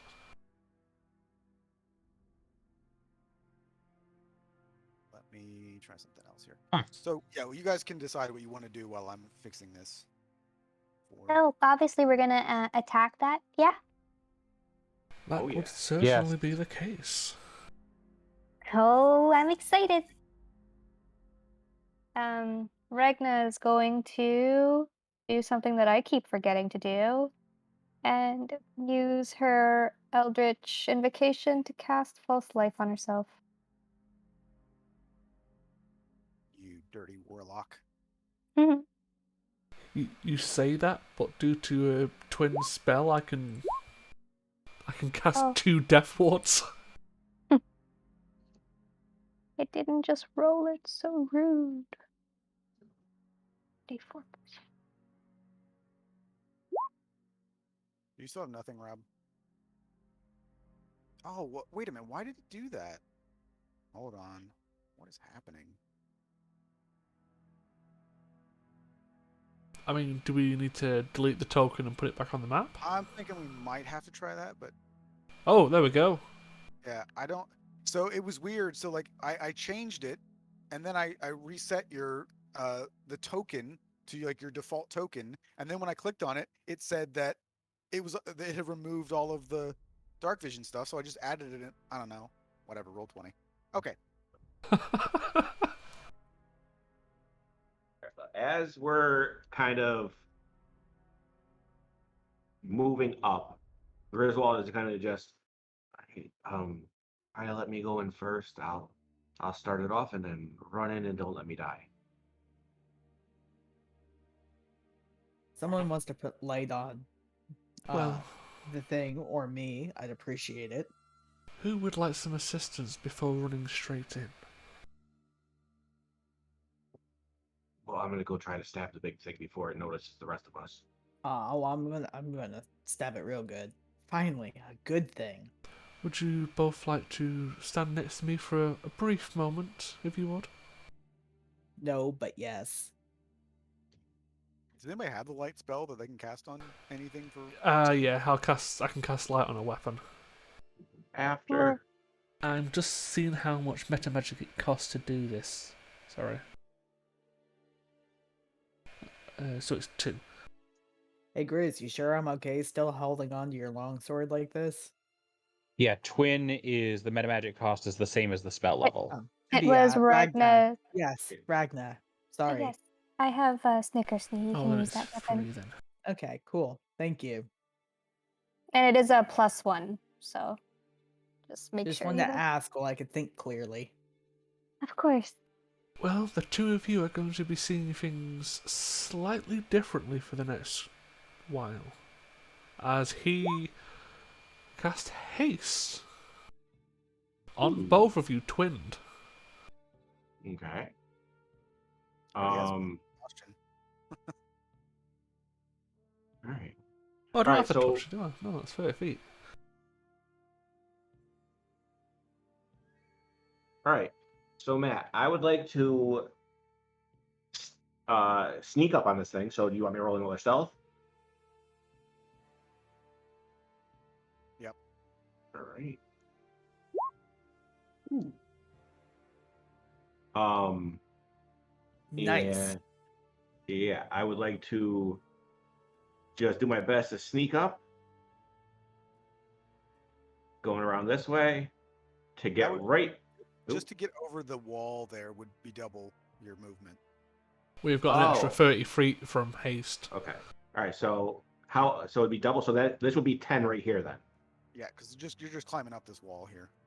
All right. So 10, 20. Then that would probably be double too because it's still part of the wall. And then 25, 30. And then you said I have another 30 just from haste.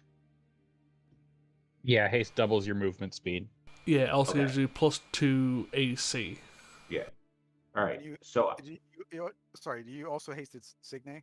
Yeah, I twinned haste. all right. So So when that ends, you both have 2 points of exhaustion. yes. That sounds like a them problem. All right. So yeah, I want to do my best to sneak up to here. Go ahead. Doesn't cause exhaustion when it ends. They just have to skip a turn. Okay, you're right. All right. So I'm gonna do my best to move up to him. And I will take a. So this is bigger than a giant, right? So what I'm stabbing at is probably going to be like his leg. I'm assuming. Probably, yeah. It's not bigger Yeah, than okay. a giant. It is the skeleton of a giant. Okay. All right. Well then, yeah, I will try to jab my short sword into somewhere in the bone, like between 2 joints, and then just slash also with the dagger. But I will go ahead and use my +1 short sword first. I'm assuming I have advantage since I'm sneaking.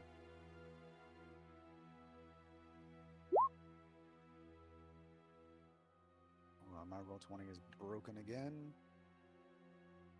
Well, I didn't even have to use my crit for being the first to attack in combat because I rolled a crit.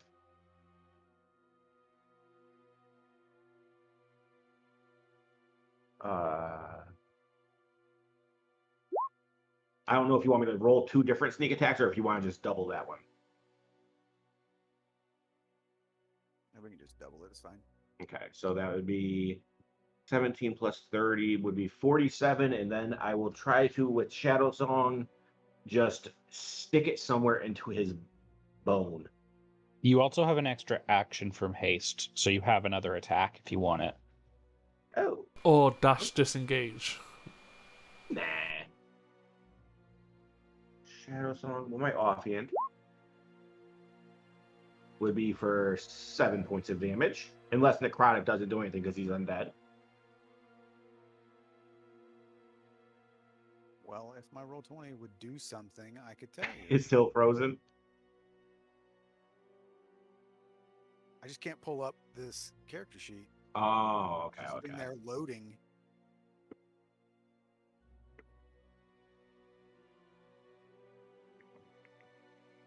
Let's try it again. Okay, there it is. You hasted too good. Yeah. You slowed down the DM. You're so fast. I thought I cast haste, not slow. Yeah. Okay, so he has no issues with necrotic, so he takes the full damage. Okay, so it would have been 37 from the first attack and 7 from the second. Wait, no. 47 from the first attack, because the 15 is doubled. Okay. 7 from the second. And now... Yeah, I already moved enough, so I don't really... Yeah, I'm just going to take another swing with my +1 short sword. Once again, trying to go for a joint somewhere. For 9 more points of damage. Alrighty. And then everybody can go ahead and roll initiative.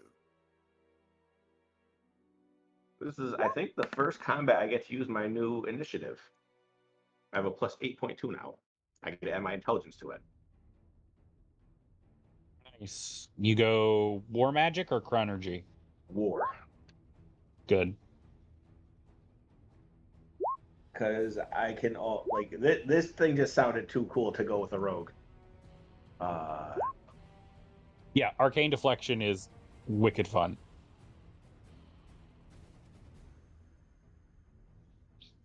I'm playing a Barbarian Fighter Wizard right now in a different game that has it. Being able to give a +4 to like saves on a Barbarian is just super fun. Mm-hmm.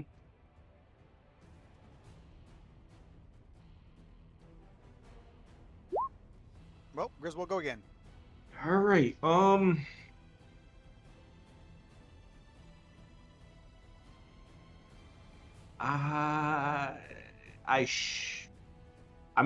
gonna wait to attack until someone else gets close enough to have a bit of a friend with me before I start just stabbing again. So I'll hold my attack until someone else is in range. All right, Ragna. Okay. Regna is going to 5:30 and then use her action to set off her Radiant Soul.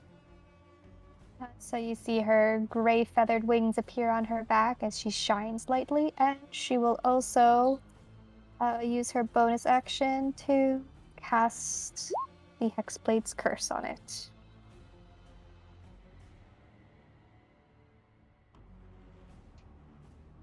And that is all she can do. Callum.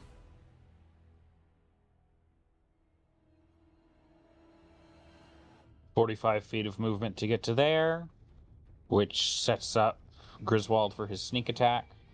Yep. So I will short sword at him. I'm assuming a 22 is good. Yeah. All right, plus sneak, another 24 points.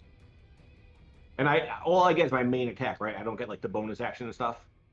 Yeah. Right. A readied action just gives you 1 attack. Okay. So- Yep, that will be me. Start off by just coming in low with the quarterstaff. See if non-magical bludgeoning works well.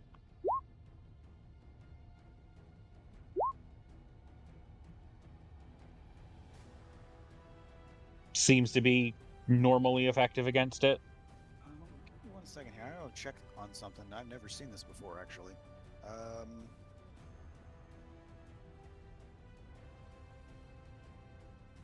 Or is it vulnerable to bludgeoning? It is. All skeletons are. Not all of them, but it's nice that this one is. Okay. Then yeah, second swing with the quarterstaff.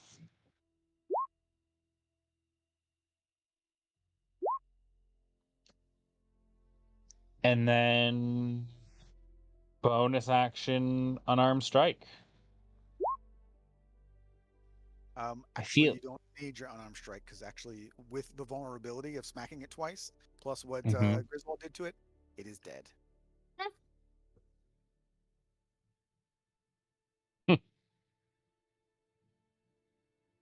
Fair enough. And Ragna's gonna quickly fly ahead to continue her attack on these undead creatures. Is there a door they can enter? There's a door behind the skeleton. There are actually double doors behind the skeleton. She opens the door, or if it's unlocked. It is not unlocked. You can try and just you can do a strength check to kick it in if you'd like. Yeah, she will floating kick it in. Terribly. Twist her ankle. Oh, sis, hold on. She flies back a bit. Griswold's just like, I can open it if you want. Can someone give me a light so I can see? You've got one on your weapon. You just didn't take it with you. Thank you. I will go ahead and try to unlock. With your plus 47. Yeah. Plus 18. So which door do you want to open? The left, the right one, or both? I don't want to open either. I'm just unlocking it and then I'm moving out of the way. All right. So Ragna flies Wh- wh- forward and opens. both of them. One Both of them. All right. Both of them.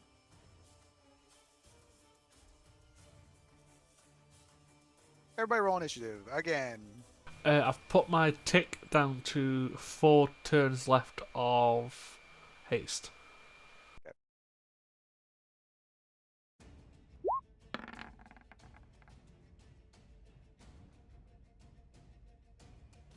Well, I'm assuming with what you said, how it's lit up, I have a second to go get some water while you are rolling all the initiatives.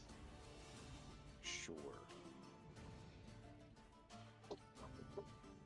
How many of the minute would you say is gone for Ragna's radiant soul? It's probably been a minute. Okay. She lands on the floor. Or if it's been a minute, then yeah, I've not got haste. Had to go in and get all of the door unlocked and all that is. Yeah. At least it didn't end after initiative was rolled.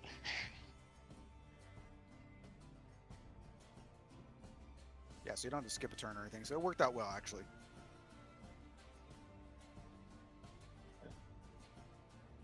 It kind of just felt like a little overkill. Yeah, I didn't. I left the stats basic on that one. I didn't buff it for 5 level 10s. I just left the main stats on that skeleton.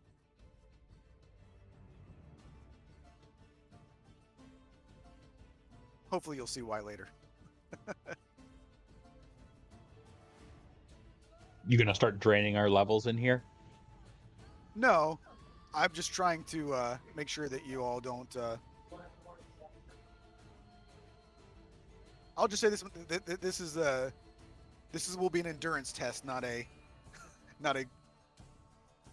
quick run in and kill everything and run out type of scenario. It's a marathon, not a sprint. Got exactly. So yeah, I didn't want you guys to be like in the beginning, like blowing all of your spell slots and all that kind of stuff. You know, just get a taste for what's to come. So I have there it is. Darn it, Regna threw off her Hexblade's curse and her Radiant Soul. Oh well. Oh wait, no.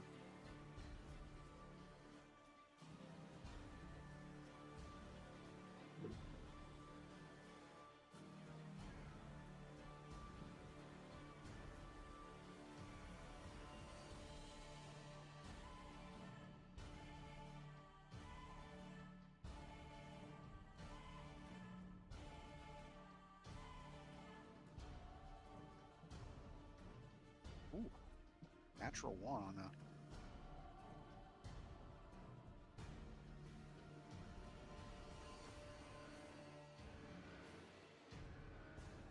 All right. This guy's gonna run up and attack the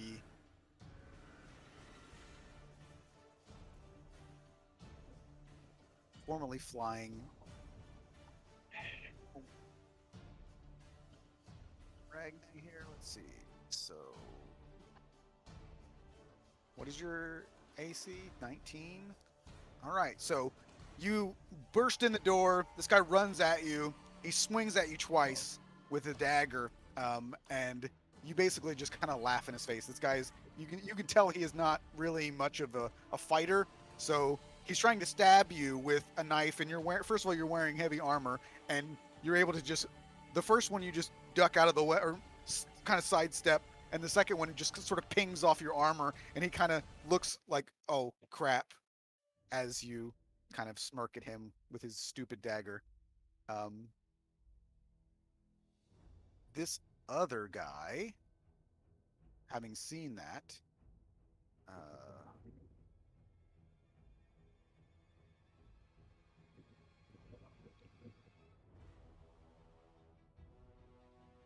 you can see that he starts to move his hands a little bit, and you speaks probably a spell that you would recognize, and this sort of flame, sort of radiance, kind of blasts in your face, and you would take 8 points of radiant damage, unless you have any resistance to radiant, being a divine Asimar, whatever. Azamar resist radiant, yes. Yeah, I think it's only Scourge that have resistance to necrotic. They So, all yeah, have both. Do You you? would take 4 points of radiant damage then, Ragna.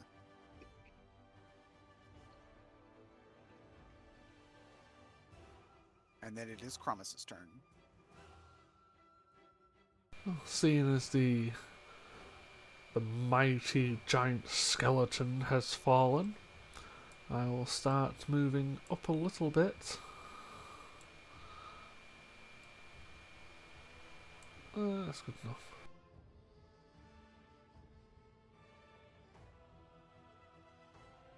And probably Ragnar will see this best, but an illusionary raven will just appear behind this one and fly through his head as I cast Mind's Sliver. Intelligence save? Please. 12. He takes 8 points of damage, and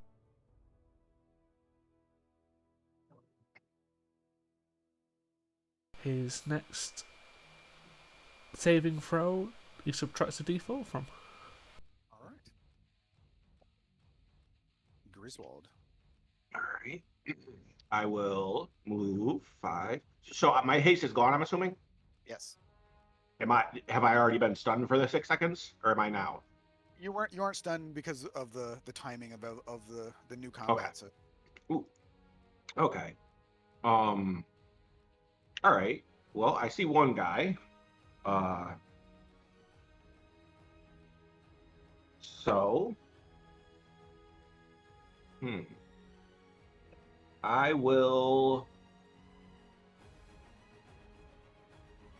go ahead and pull out Shadow Song, and I will just murmur or mumble an incantation and cast Sapping Sting on the guy in front of Ragnar.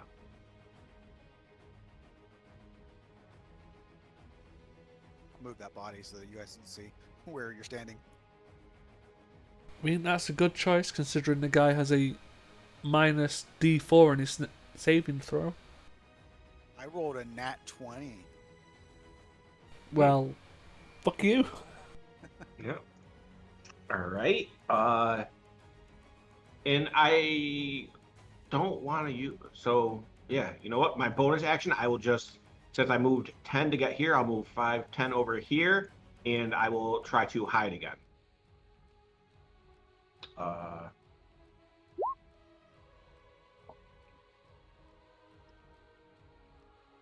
I'm good.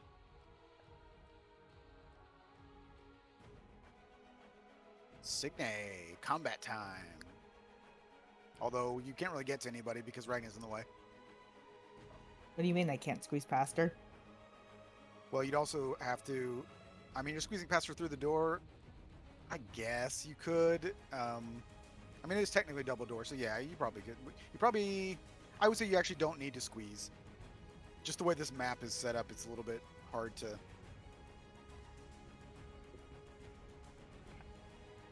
I can't really tell because of the red light, but are they wearing priest robes? Yes. Well, cultist robes. Got you. Okay. He looks so unhappy. Well, that's the difference between priest and cultist, you know. One's a little more ostentatious than the other.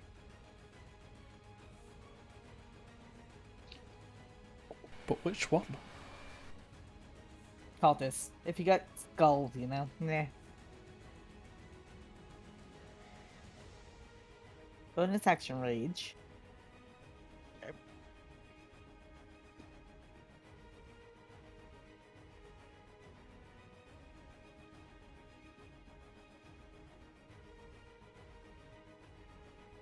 I assume it's 17 hits? It does indeed, yes. Second attack, that would probably miss. A 13 actually does hit them, and you cut him down. Perfect. In that case, I'll keep moving.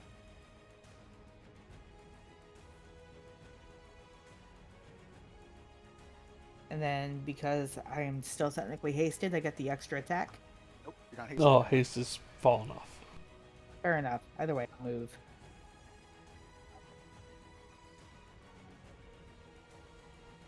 More cultists and some big boys in the back. That would be my turn. Callum. Your name shows up wrong on the turn order, by the way. Oh, yeah, I just noticed that. Weird. It's always done that. I'd never noticed that before.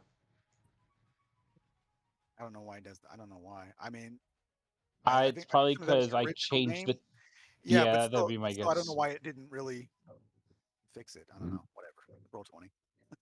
That's just the answer to all the problems. Roll 20. Callum will get to here. That took like 25, 30, 35 feet of movement. The usual, going for just headshots on this guy with the staff, non-lethal.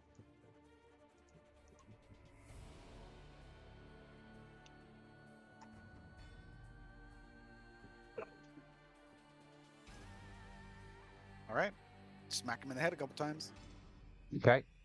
And once I've rung his bell, come up with a knee to the torso. Again, just trying to bring him down unconscious.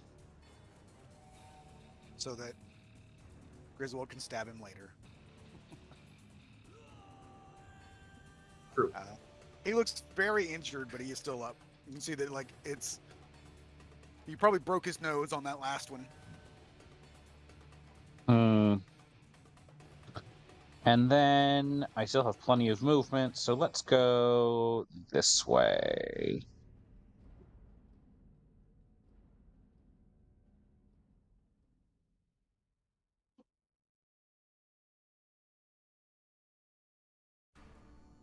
That's the turn.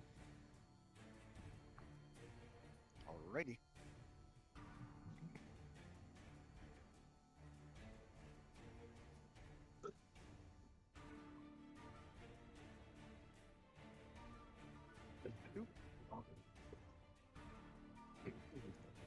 Regna, it is your turn. Okay, Ragna's going to go for this fellow. And slash twice with Snickersnee.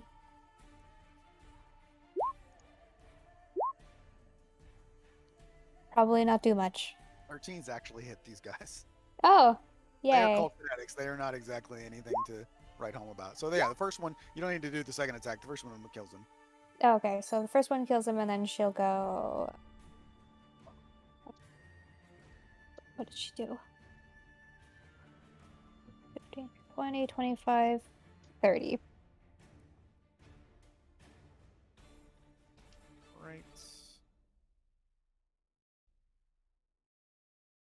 We'll run up to Signe. Probably a bad idea, but, you know, he doesn't know.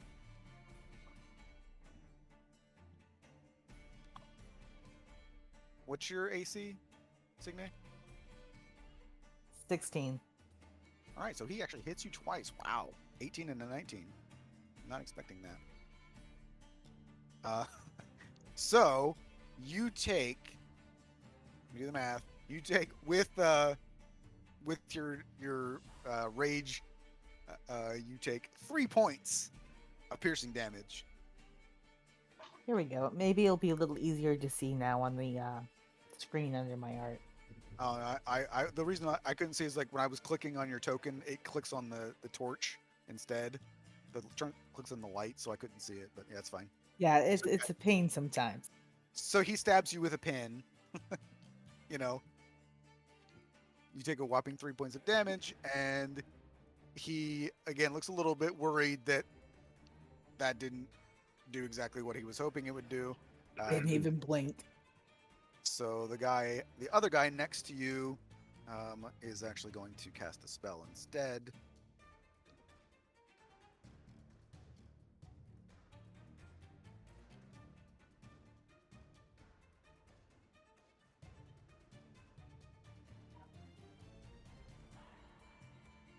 Did that not roll correctly? Okay.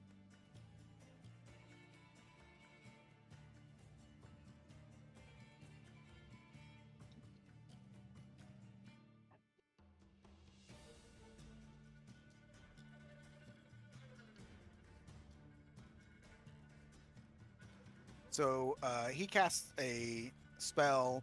He just sort of grabs a hold of your shoulder, and you take 11 points of necrotic damage.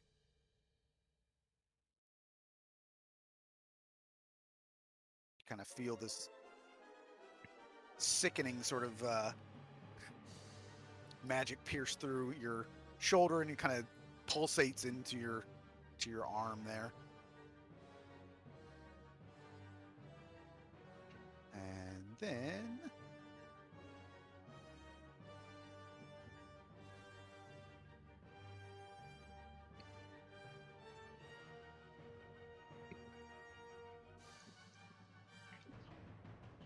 so this creature goes over to you, Ragna.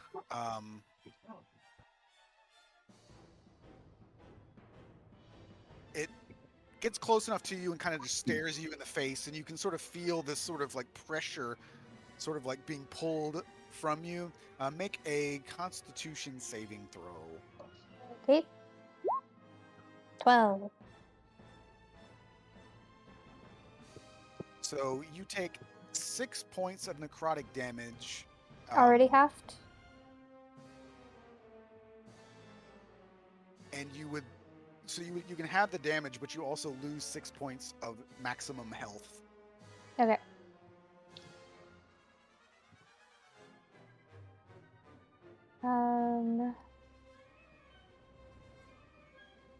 Cool. Was she hit? Is that why she's at -4? She Okay. took 4 points of damage from this guy before he died. Okay. That guy's dead, so we can remove him. That guy's dead, so we can remove him. Kramus. I will move into the hallway so I can have a better see what's happening.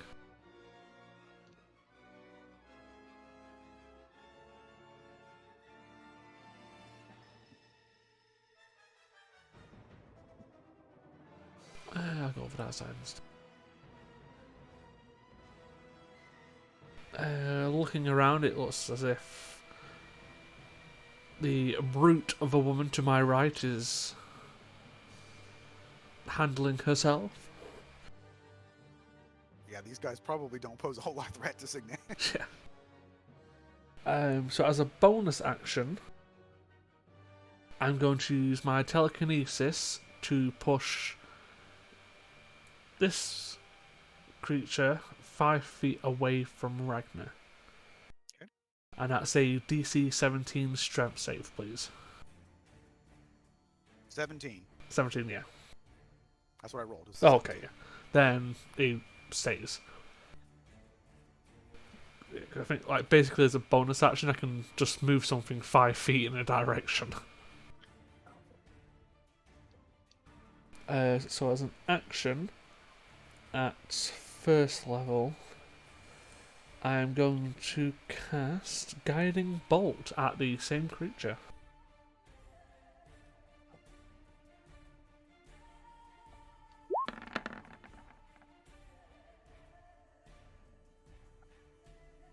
Too bad I didn't have advantage. That hits.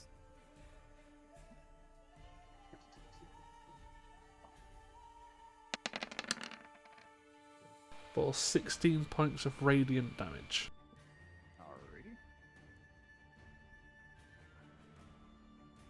Alrighty.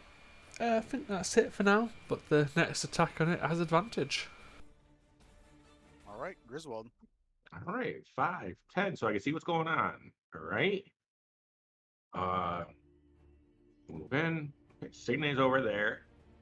So this is 15 movement. 20, 25, 30. Oh, is this like a wall right here? It's a bookshelf. Oh, okay. I was gonna say because I can't see on this side. All right. So yeah, I will come up here. And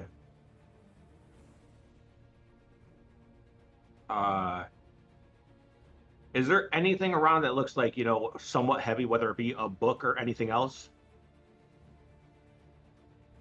There are like you can see that like even kind of where you're standing, and then up here they're like broken. These are like stone tables that are cracked. Okay. Then I will try with like this piece of table right here to cast catapult and throw it at this thing. So if it misses, it hopefully won't hit Ragna. But I don't want to use another. Actually, yeah, I'm gonna catapult at first level. Why is it only DC 12? It's 8 plus. I rolled a 10, so it doesn't even matter. All right, well, yeah. So But I yeah, you might will. want to check that because that doesn't seem right. Yeah. 8 plus int mod plus proficiency bonus. So Yeah, so it should be 15. Because I have a +3, and then my proficiency is 4. did you never set your spellcasting ability for it? Or, well, no, I did, but is it only? Well, I think I did. I could go check. But yeah, go ahead. That was going to be my whole turn. Yeah. So does it do anything else besides damage? Does it like move him anywhere? Nope, just damage. Okay. Yeah. So, okay, he takes the full damage because he failed. He did not see that coming, so he didn't get out of the way of it. All right, Signe, you've got 2 guys in front of you. I'll pick the one who I initially stopped in front of. Which was this guy. No, it was this guy. I'm going to try to roll again just to see if it works now. There you go. Okay.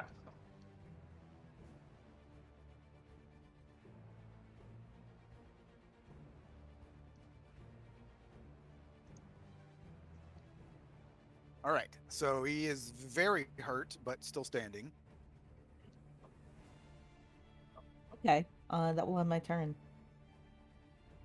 And it was this guy that you were attacking, correct? Yeah. Okay. What's All that extra D10 that you're rolling?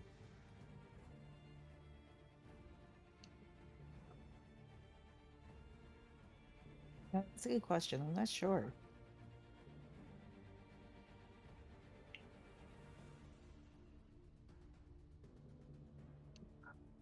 It's if she's using a two-handed.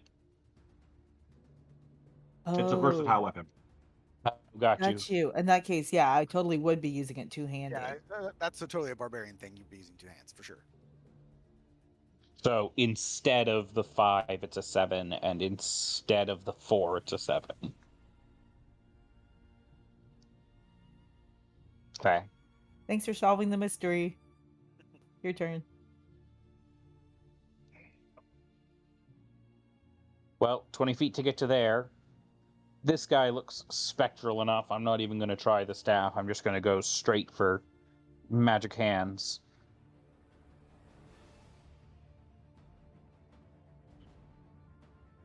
I just realized I screwed something up with that guy, but he's dead now, so it doesn't matter. All right.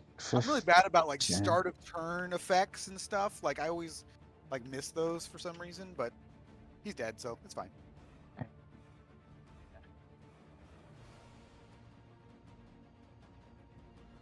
Total of 40 feet to get to there. This is a second one. Let's go with unarmed strike on him. Oh, that's bad. Bonus action unarmed strike. That one hits. And just to see what happens, I'm going to put a hand of harm on it. So 8 magical bludgeoning and... No, 10 magical bludgeoning and 8 necrotic. And he's poisoned unless he's immune. He is resistant to necrotic and immune to poison. Okay. Sounds good. And move back to here, and that's the turn. All right.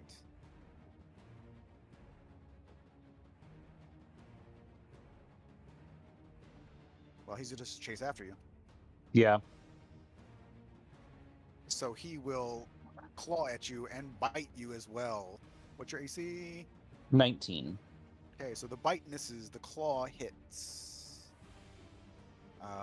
You take 9 points of slashing damage, and you need to make a Constitution saving throw.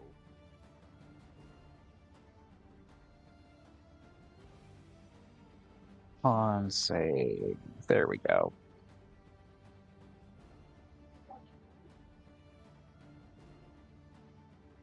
So you are paralyzed for 1 minute. Yep. You can repeat that save at the end of your turn. Oh, that was... So I just didn't progress it. Okay, so it is Ragna's turn. Okay, Regna's going to.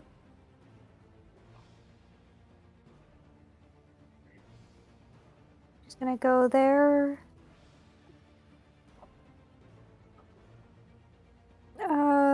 How does Callum look on the left side? Like, would she notice the paralysis?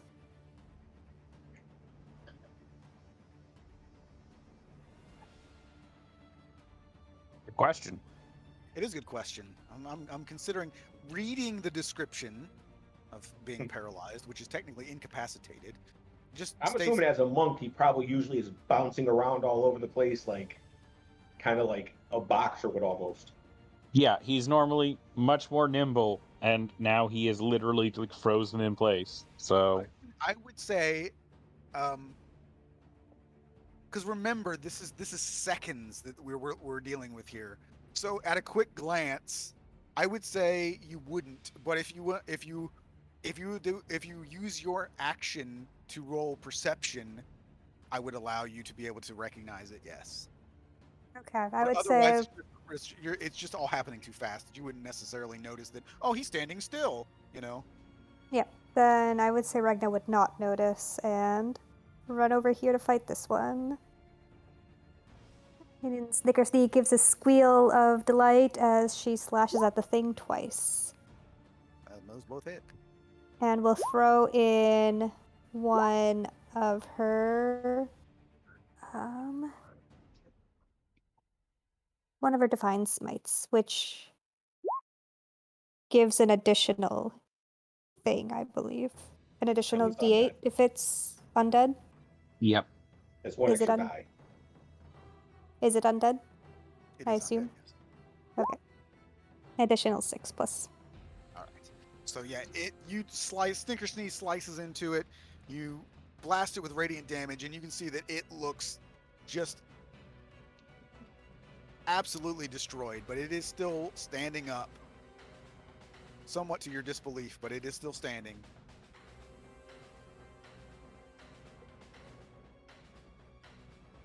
Any other movement? Nope. Alrighty. Couple more. Oh man, okay. Let me see what this guy would do here.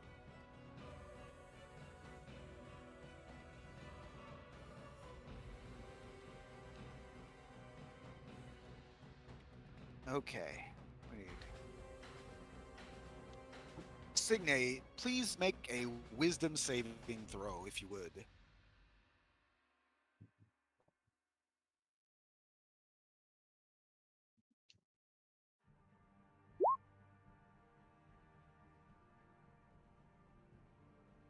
You were also paralyzed, but in a different way, but you are paralyzed as well.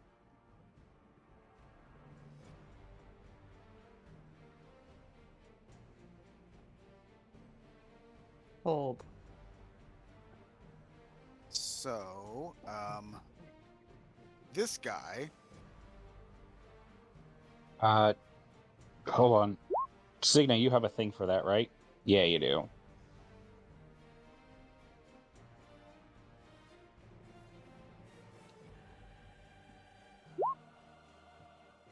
all right, you were not paralyzed. Woo! Make attack of opportunity on this guy who was going to run away while you were paralyzed, but still going to try and run away anyway.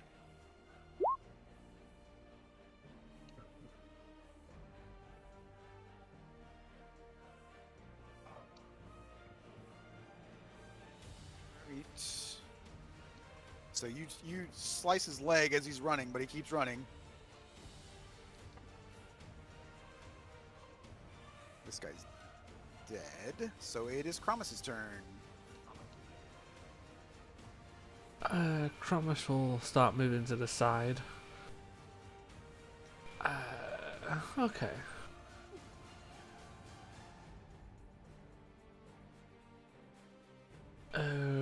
Ragnar will feel a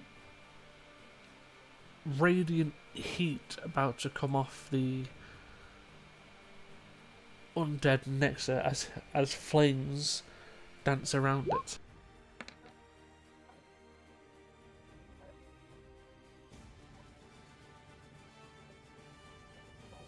A 5. Yes, It is dead. incinerated with holy flame. And as a bonus action,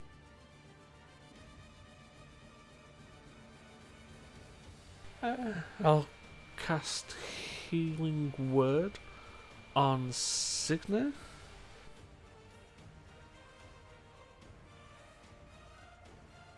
And I'll use my voice of authority. Sorry, lots of things to click on. You're good. So, that's the healing.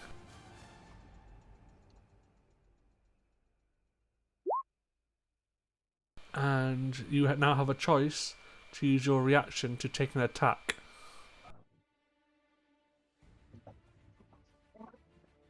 Just used a reaction, though, didn't she? Yeah. Did you?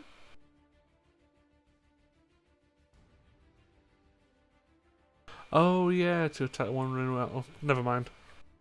So you want to swap it to someone else? Won't really make a difference. Probably. Other people didn't use their reactions. I don't. You can only see people that can't do anything. Yeah, it won't make that much of a difference. Yeah, because Ah. I mean, Callum is the only one who's in combat really next to somebody, but he's paralyzed, so and you can't see him. Yeah. I don't know if you specifically have to. It doesn't say you have to be able to within your range or sight or whatever, but You do have All to right. see them to cast a spell on them, though. But I'll Or spend, rather, they can't have full cover from you. I'll spend like an extra 5 feet of movement just to take a step back to obviously get a better view. But that's it. Griswold. All right, Hey, so this is Question, Matt, just because I think I'm remembering something. That paralysis, is that caused by a poisoned condition that then becomes paralysis, or is it just straight paralysis? It is just an effect of their attack, so it is not it's not a poison. It's just Okay. part of the claw attack. Just wanted to double check, because I'm immune to poisons now. So, Yeah, there is at the start of its turn, these ghasts, if you start next to them, you have to make a con save or be poisoned. So in that case, you would be immune to that effect that it has. okay. all right. That's half movement, and then I'll move up to here, and I am gonna go ahead and try to plunge my short sword into the back of this thing's head.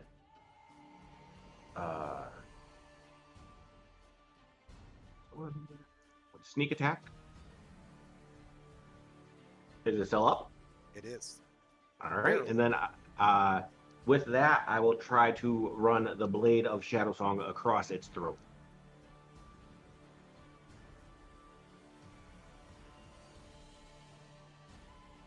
So I think you said these ones are resistant to necrotic, so that would only be 5 damage from the second attack. Okay. It is still standing, but it is very, very injured. All right, that's my turn.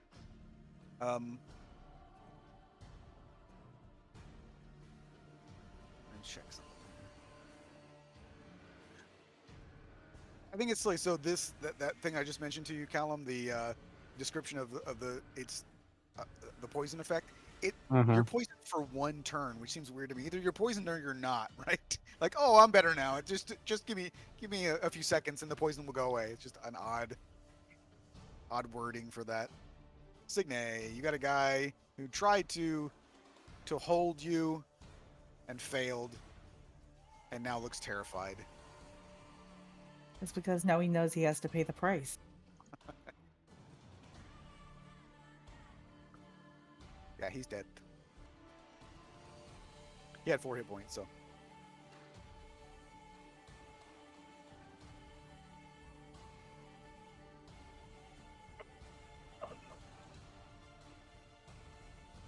Thank you.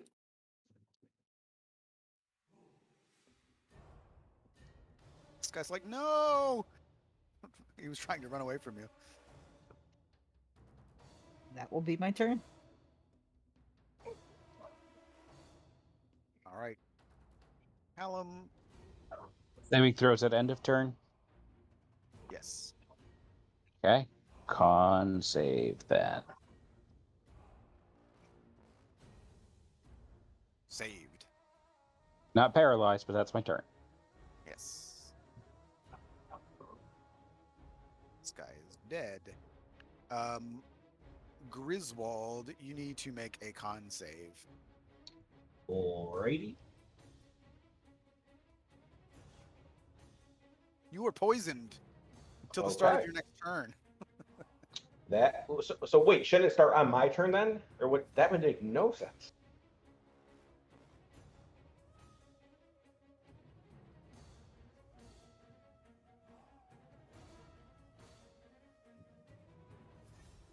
Yeah, that's weird. Oh well.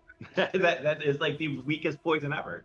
It is. So this is the stench ability. So I'll read it to you. Any creature that starts its turn within 5 feet of this creature must succeed on the Constitution saving throw or be poisoned until the start of its next turn. Yeah. Oh yeah. So it would be on my turn. So that way, at least I'd be poisoned for that turn.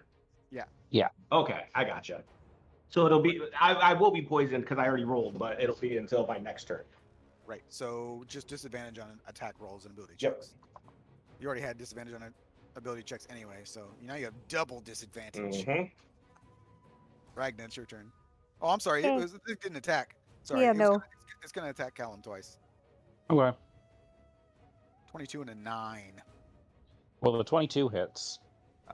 13 points of slashing damage. Go ahead and make another con save. Let's see if you're paralyzed again. We'll see. You are not. You laugh in his face with your natural 20. And now it's Ragnar's turn. Yeah. Right now, 5. 25. 20, 25, 30. And then throw Eldritch Blasts at it.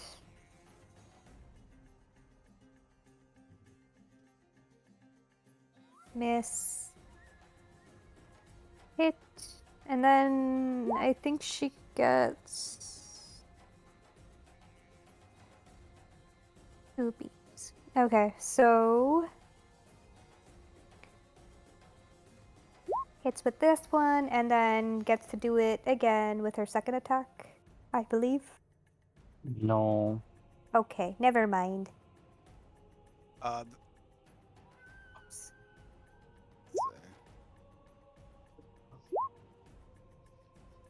Oops. The 6 force damage.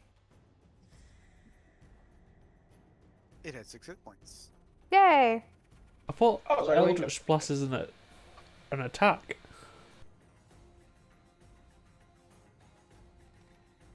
I don't think you can cast 2 cantrips a turn, though, right? No, you're just firing It- the 2 beams. You need to roll Oh, roll it twice. Okay. Yeah. She did roll it twice. Yeah, I did. Did she? I'm only seeing the description for it. Oh, if It's, you up, it's up above those. yeah, scroll up. Okay. The first one was a crit fail. Yes. I was reading to see the number of beams. Any additional movement? Nope, that is all she can move. Signe, go ahead and make another attack of opportunity if you would like. This guy's going to continue trying to run away. And he gets away from me this time. Shoot. And you can hear as he's going, he's screaming for help as he's running. And Kramis, it is your turn. Chronosaurus walk to the other side. Oh no, that's dead.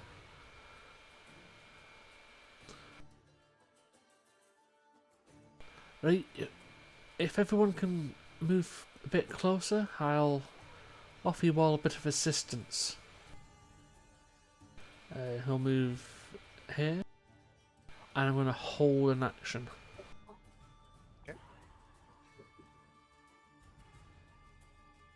Griswold is currently. I only just heard this one. Yeah, there's only that. Yeah, that I guy heard him that's- running. Okay. So 5, 10, 15, 20, 25, 30.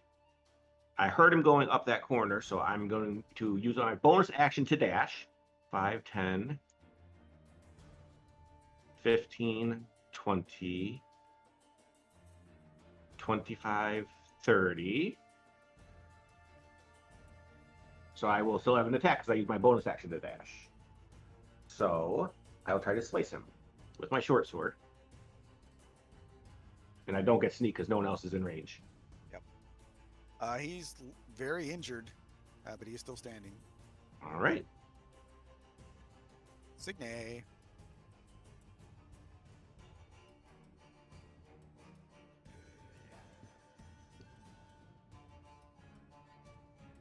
Apparently, I don't have access to that light, and that's why I can't grab it.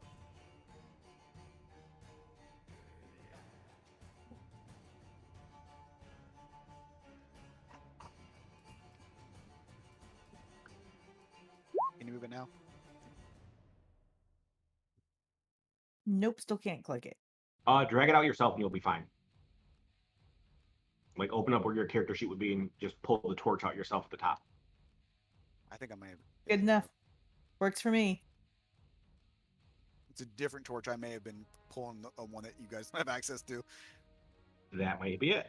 That might be it. Okay, so that's the first attack. I'll totally do the second one if I need to. You don't.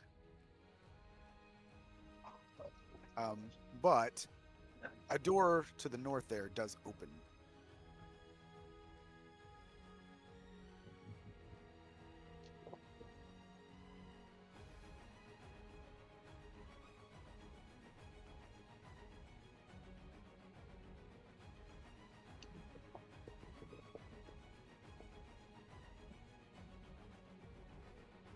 I'm trying to calculate how far away it was. You started off like here, I think, right? Oh, I think I did. That would make more sense. So I think before you attack, you use 30.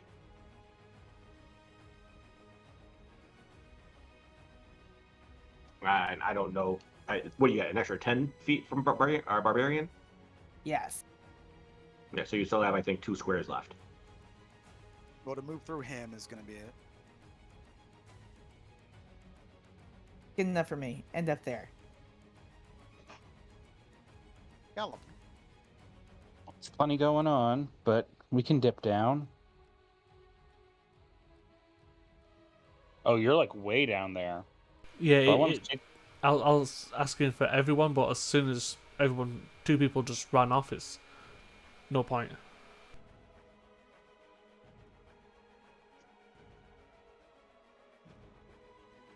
In that case, 60 feet to get there, and there's a door open up here, you said? He said one of the ones up to the north somewhere. Oh, lovely. I didn't realize that. Hold on, in that case... That one. Okay. And this is just a ledge? How tall is this ledge? Probably 8 feet. Cool. I can run straight up it because I'm a monk now. Well, you've always been a monk, but yeah. Well, yeah, but I'm now a high enough level 1 that I can do that. So 5, 10, 15, 20, 35. So you just jump up on this table, 40. jump up on the ledge, and bam. Yep. Get to there. Who's this guy? What does he look like? What is he? Please tell me he's not actually a Death Knight. I know what he looks like, isn't it? Yeah, it is. Well, Callum doesn't necessarily know what that is. So let's throw some punches. Dude in armor. Let's see what happens. Quarterstaff. Quarterstaff again. 23 hits. 10 non-magical bludgeoning. And then bonus action. We're just going to use the regular bonus action attack. Unarmed strike. How's a 19 doing? It does not hit. Lovely. Okay. Well, I got like 5 feet of movement left. 10, something like that. So I'm going to go down. Or get back to here, at least, and that's the turn. Ragna. Ragna, 5, 10, 15, 25, 30, and then she'll use her action to keep moving. 15. And oh, I think that is all she shall do.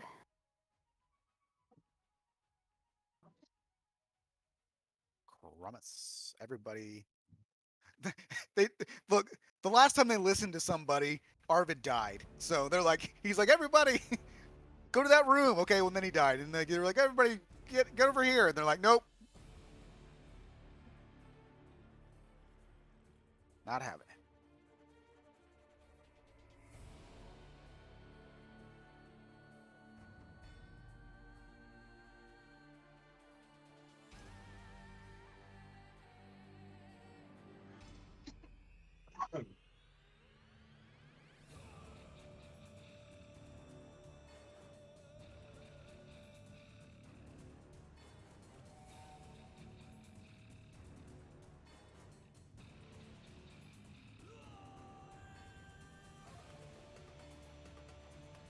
Rob, if you're talking, we can't hear you. No, sorry, I was just taking Okay. a second to think. I saw you moving around. I'm like, are you saying anything? I was thinking about holding an action, but that doesn't seem to work with this group. Well, and right where you're standing, especially being a dwarf, you probably can't really see that guy because that wall in front of you is about 8 feet tall. Oh, I wasn't worried about him. Okay, just making sure. Uh,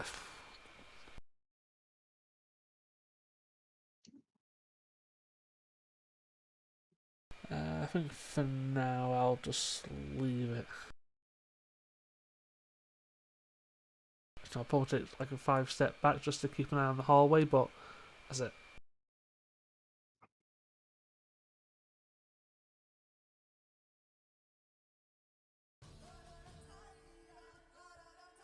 So just movement, nothing else. Nope, that's it. All right, Griswold. All right, let's take a peek around the corner. 5. All right, I see 2 people over there. 10, 15, 20, 25, 30. Okay, now I see our new friend. I don't want to get up nice and close with him. So instead, I'm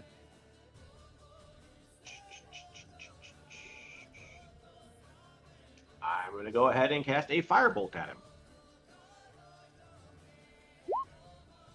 17? Probably misses, I'm assuming, from looking at that thing. It does. He puts up a shield and it just bounces off. All right. And I will just stay where I am and kind of big guy and just get ready.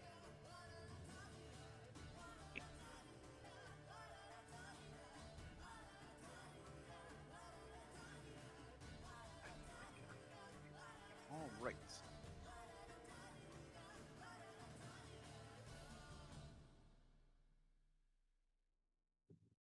Let me see.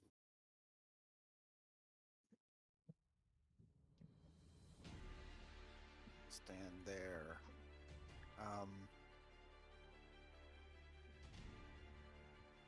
Callum, make a wisdom save, please. You get +5 from Ragna. Cool. It's a good thing you So got plus 19 5. then. Man, his that was an 18 save. Holy Yep. shit. Yeah. Death Knights are terrifying. All right, They're that's effectively just max level evil paladins. With fireball.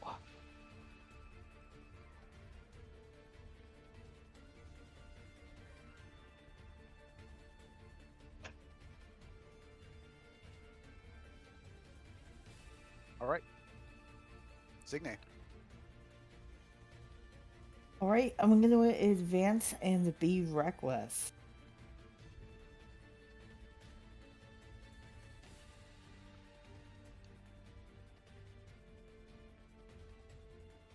Yeah, that's fair.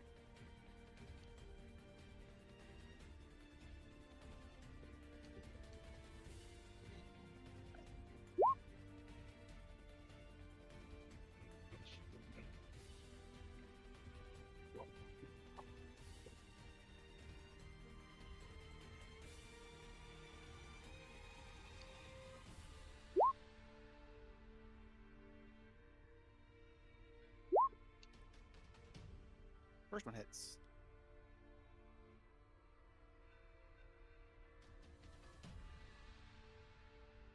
Well, reckless for everything. Oh, right. A 20. So, he is going to actually use a reaction to parry the second attack. Okay.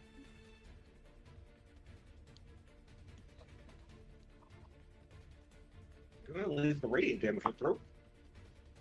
Yep.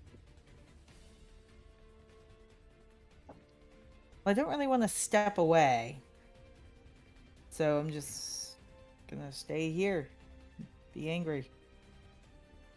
and Right. reckless. Yeah. Hello. Well, I really want to find out if this works on him. I genuinely don't know. So Callum's going to run up, but instead of going for the staff, he's going to go for some unarmed strikes.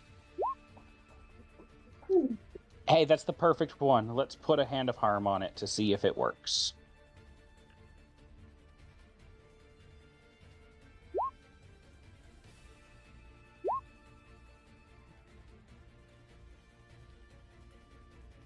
Immune. Okay. So just the 10 bludgeoning. He's immune to the necrotic damage and he's immune to the poison condition both. Yes. Noted. In that case, second attack is just going to be with a quarterstaff. Nice. What the fuck? And then, because I spent a key point on one of my regular attacks, my third attack will also be with a quarterstaff. One below that crit. And then I've got plenty of movement, so...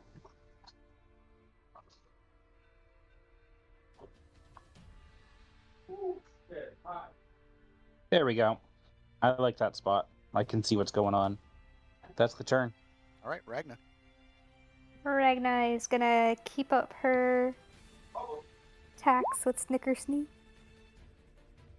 I believe just the first one hits. Yep. And... Whoop, just the first one. Roll 20's being uh-oh. Ugh. Just a moment.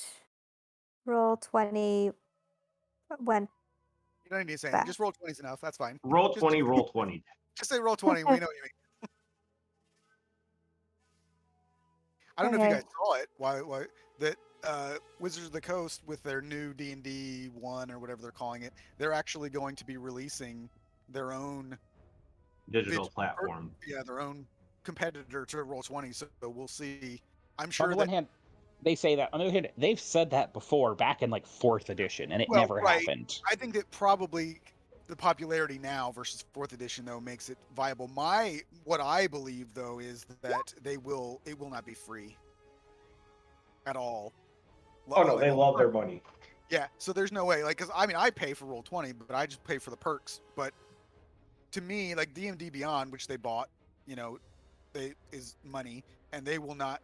It will probably be just as bad or / good as roll 20, but they will charge you like $15 a month or something to use it. Yeah, then if you want to have access to their campaigns, it's like, oh, throw us another $12 a month, and then Exactly.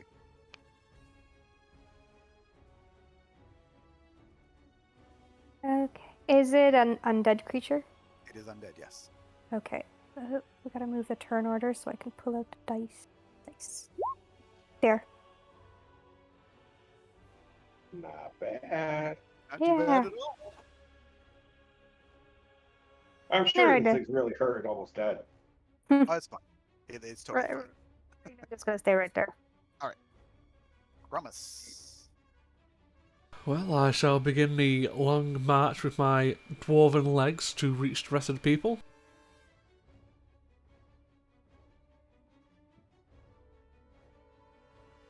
I'll use my action to dash another 25 feet.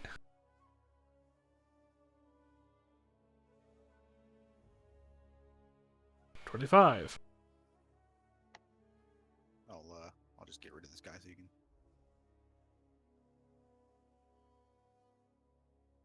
And because shits and giggles, nah, I'll leave it for now. All right, Griswold. All right. I'll move 5, 10, 15. I will, as the others are also slashing at him, I will attempt to sneak my short sword in somewhere into his torso region with my first stab at him. 28 Yep. with sneak attack, so 20 points of damage. Now do I want, because do I want to stab at him with this, or do I want to? We'll stab at him with Shadow Song as well. For 6, and then I think you said immune to necrotic. Correct. All right. So total of 26, and then if he wants one, an attack of opportunity, I'm using the rest of my 15 feet to move into this corner. Yes, he does hit you. Okay. Ooh, baby. This is the first time anybody's taken damage, but 15 points of slashing damage and 12 points of Just- necrotic damage. Quick question. Didn't it have to Oh, yeah, parry? you're right. Yep, you're right. Yep, it was a reaction, 100%. So it's not his turn yet. So Yeah, I totally knew that. That was all calculated. Yep. So get your points back. There we go. It is now his turn, so he gets his reaction back. He will put his palm face up, and Signe and Ragna, you see a ball of flame appear from his hand. You both need to make a dexterity saving throw. I believe Signe gets advantage for danger sense. And a +5. But Is it's it gonna only be hitting those two, normal or because I have a level of exhaustion. It is I only say hitting okay. I don't remember how big it is. 20 feet. But I don't know that it would necessarily go around the corner. Oh no, it's doesn't it? There are spells that specifically say it like travels. Yeah, it's a radius. Let's go! So it is a sphere, not a cone. Yeah, so it would come from the center out. So if he places it on Ragna, Yeah, I would.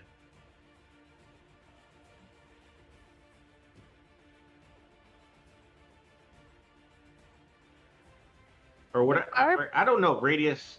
I don't know. Is radius? yeah, it's 20 feet from Ragna, basically. Okay, so it would hit me. Yes, Would it Okay. hit himself? because it's centered on you. I mean, technically, sort of, yes, I guess, but he could.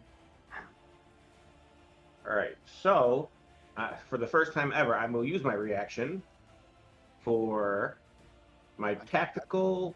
You have something else? Wait, hold on.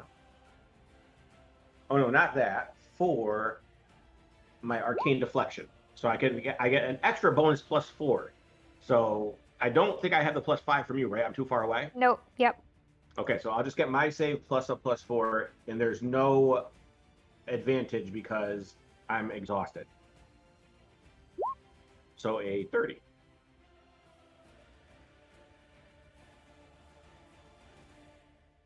Even though it makes no sense, you all somehow dodge fire. So, We don't get half damage. let me read it again. You probably just lost a bunch of health because you said that. Oh no! Whoops. Let's see. Yeah, 'cause it's usually half on a It does save. usually.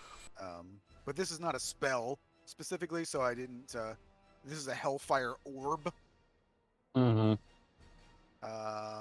It is half damage. So, Oops.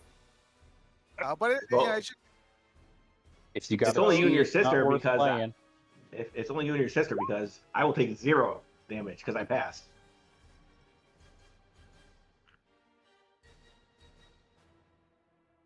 Was this another 18 save, by the way?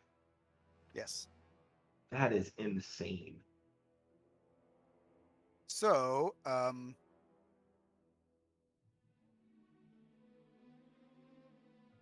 successful save is 36 points Ouch. combined fire and necrotic damage. Oh, can you tell me what half of the necrotic damage is? I would have 4 HP left. I would have been perfectly fine. It's 18 points of necrotic damage. Okay, so half would be 9.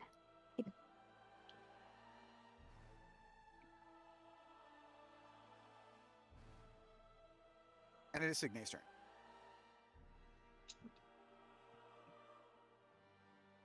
I'm gonna go all reckless again.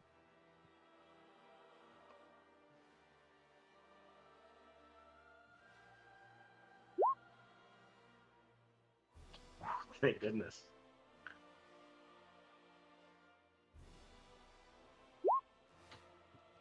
I forgot to turn off Divine Fury for that one. Sorry. A lot of damage.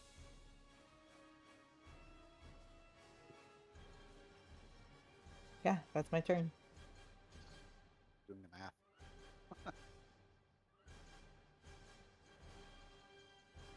All right.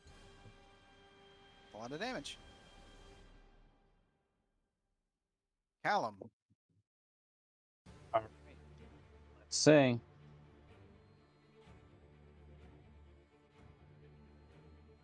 $25 up to there. Let's hit him with a stick.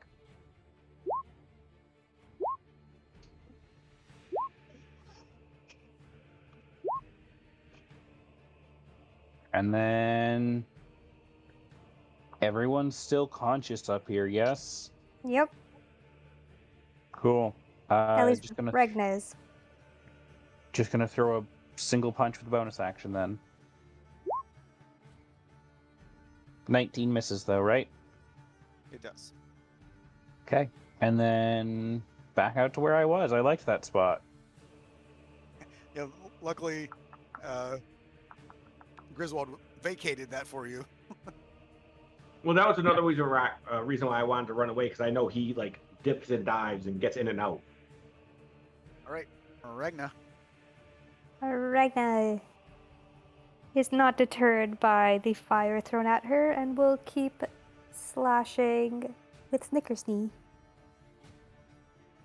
The 19 misses, right? Yes. I just always picture Snickersty like, wee, like he's not like a kid on a freaking roller coaster when you're slashing him. Yep. He's giggling in happiness, and I'm gonna throw in another Divine Smite, and I'm just going to cast it at level 3 to get that 1d8 bonus built in. He's looking injured at this point, for sure. Yay!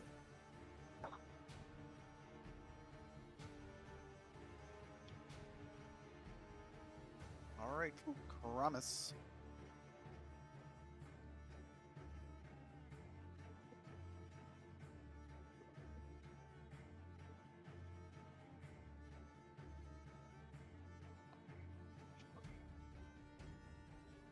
Now climb on top of the table for what, an extra 5 feet of movement?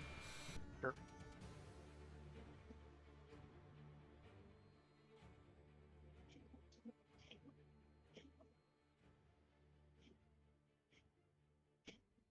So I'm going to spend 2 sorcery points to twin a guiding bolt at the Death Knight.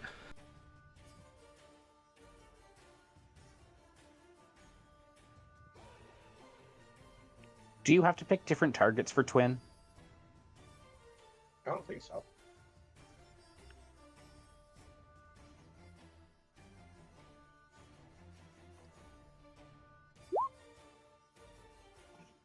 Oh, that's the second creature. Oh, that's shit.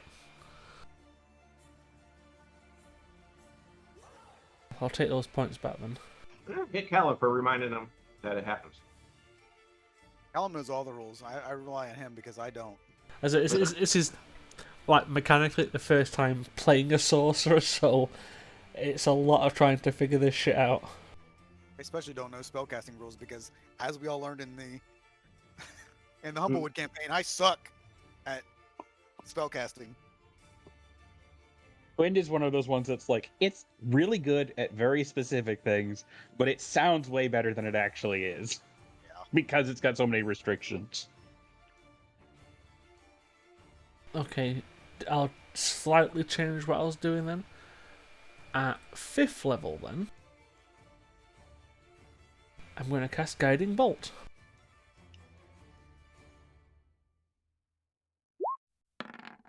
Fifth level spells. All right, let's go. Ooh.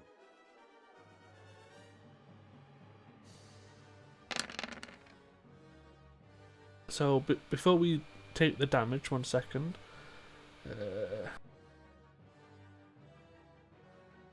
You can spend 1 source punch reroll that up to your charisma modifier.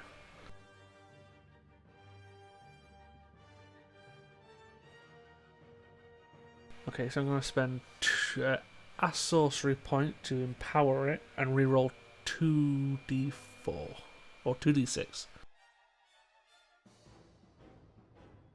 So re-roll the 1 and the 2, I'm assuming. Yeah. Well, I'm not going to reroll like 5 and 6s. Re-roll the 6s. Be a hero. No. Oh, so 11 compared to 3, so you'll get 8 extra damage. Yeah. So that's 18. 32. 28. 32 points of radiant damage, and the next attack has advantage if it's still going. Yeah, it's still up. Then I can still cast Healing Word, can't I? No, because you can't cast 2 leveled spells in the same. Yeah. Well, you can't cast a Okay. leveled bonus action spell Yeah. if you cast another leveled spell during the turn.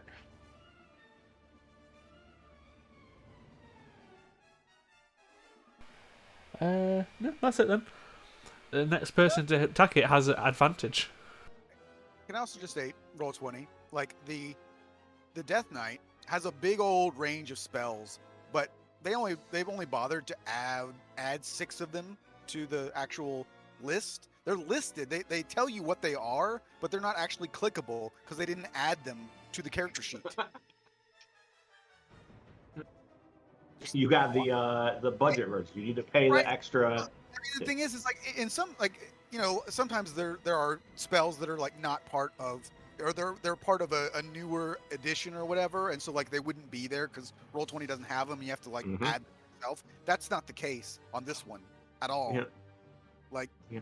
like Compelled Duel and Searing Smite and, you know, Hold Person, like those aren't even on. They're listed as what they can cast, but they're not actually on the clickable spells. So I have to add them myself. Like, why? Sounds about right. Anyway, All right. Griswold. So I will Advantage. move up with the bright, shining, radiant light spraying off of it. I will take advantage out my short sword and try to stab it into his gut area, even though I don't know if this thing has a gut or if it's just fucking magical. So hitting I think for technically they're like armored. They're kind of skeleton-like, I think. Here, I'll put the full picture of them in Discord. Yeah, I think it's more like an armored skeleton. Because they have he has a skeletal hand. Yeah. Anyway. But it's just, I think it's just like a heavily armored skeleton. so that'll be 10 plus 13, so that's 23. Yeah, they're just Stelphos. You're fine. And then for my bonus action, once again, try to jab Shadow Song into like the eye slit of its helmet. There you go. Only the first one had an advantage, right? Yeah, just So the that next. one will miss. Yeah, just the next attack from Guarding Bolt gets it. So that one misses, and he can take an attack of opportunity if he wants, but I am running away again. I think he will, since he hasn't used his reaction for anything else. And I will cast Silvery Barbs. You have that spell again? Yeah, it's such a good fucking spell.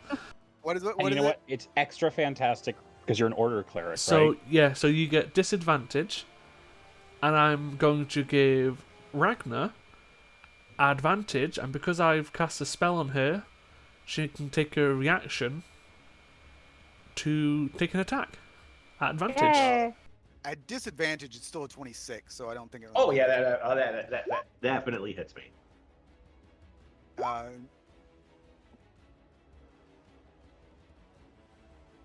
So for Griswold, it is 29 total points, 14 slashing, 15 necrotic, All right. and more damage from Ragna. Yep, Sticker's knee lets out a squeal of delight as she uses reaction to attack. He is looking pretty hurt at this point, but he is actually going, because he has advantage, He's going to attack Signe 3 times with his longsword. Oh, This is gonna suck. That's a 28, a 26, and a 28. Don't threaten me with a good time. I actually have to get a calculator. What a thing to say. I hit you so hard I need to use calculus. You take 91 points of damage. Ooh. Even with all the slashing halved. Let me do that math again. halved it would be Yeah, 46. slashing. Okay, so I gotta have the Only slashing. the because it's slashing, not the necrotic. different. Yeah, the necrotic Oh is- shit! So let me do this. Unfortunately, most of the damage was the necrotic. I'll have plus. So you take Fortunately. 77 points Oh, of total damage instead of 91. So Signe is unconscious. I should have been doing that instead of casting those dumb spells that you guys saved every damn time on. well, I mean, to be fair, me and her both just kind of got lucky. It was a dexterity one because we both already have advantage. So it's like, Yeah. Signe, it's a death save since it's your turn.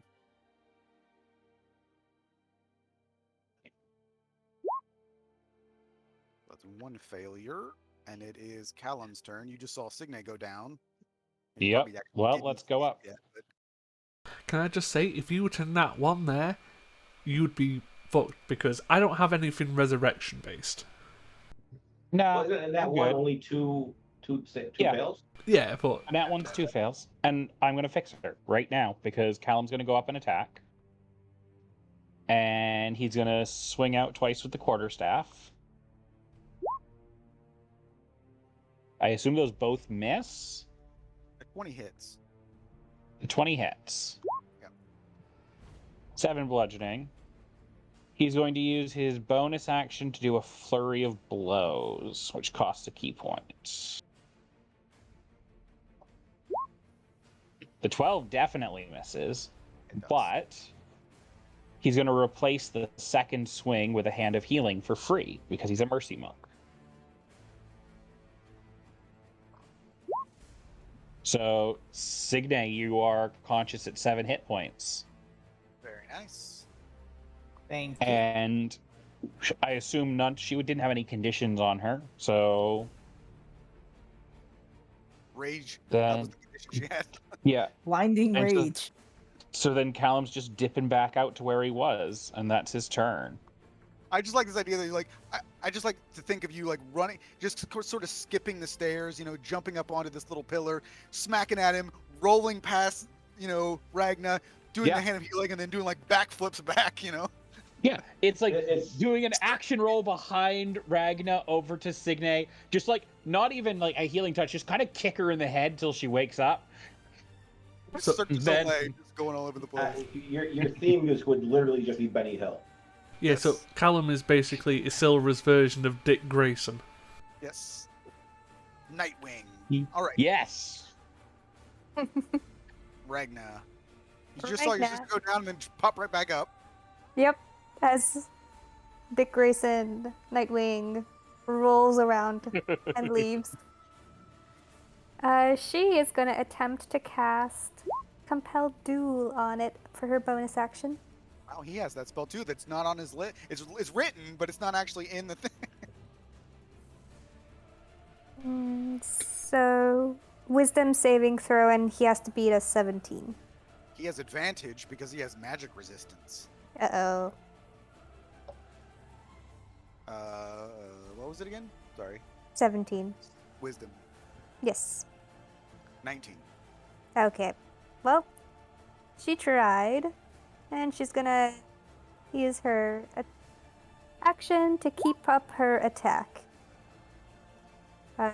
Definitely hits the first one, and then another level 2 Holy smite. shit, the crits. Where's the smite?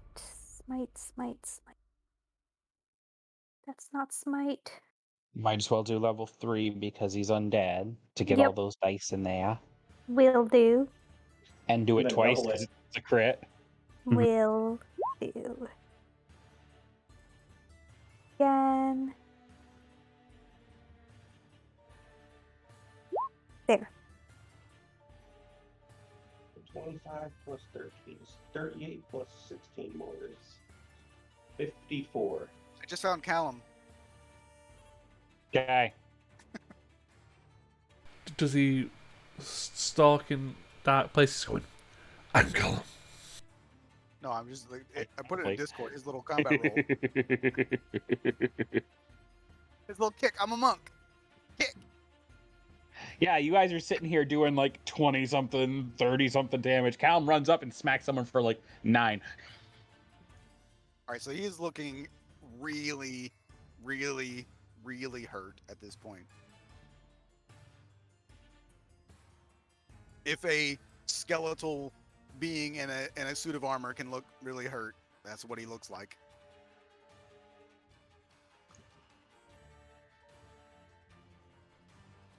So are we certain that twin spell means I can't just hit the same thing again?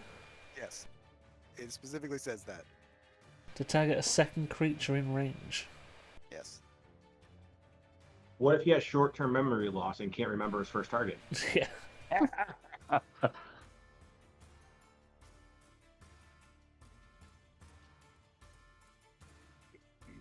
Well, shit happens. I'm still blown away by the fact this creature is a 19th level spellcaster, and you guys resisted all of his spells. Yep. It's crazy.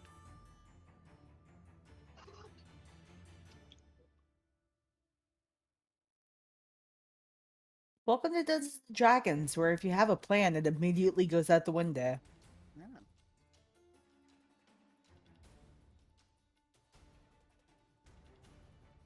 Okay, so as I've got a bit of height over the two people in front of the Death Knight, I will curl a firebolt down towards it. And miss. Yes. Hits But the door frame above. yeah. I will spend a first level spell slot to cast Healing Word on Sydney.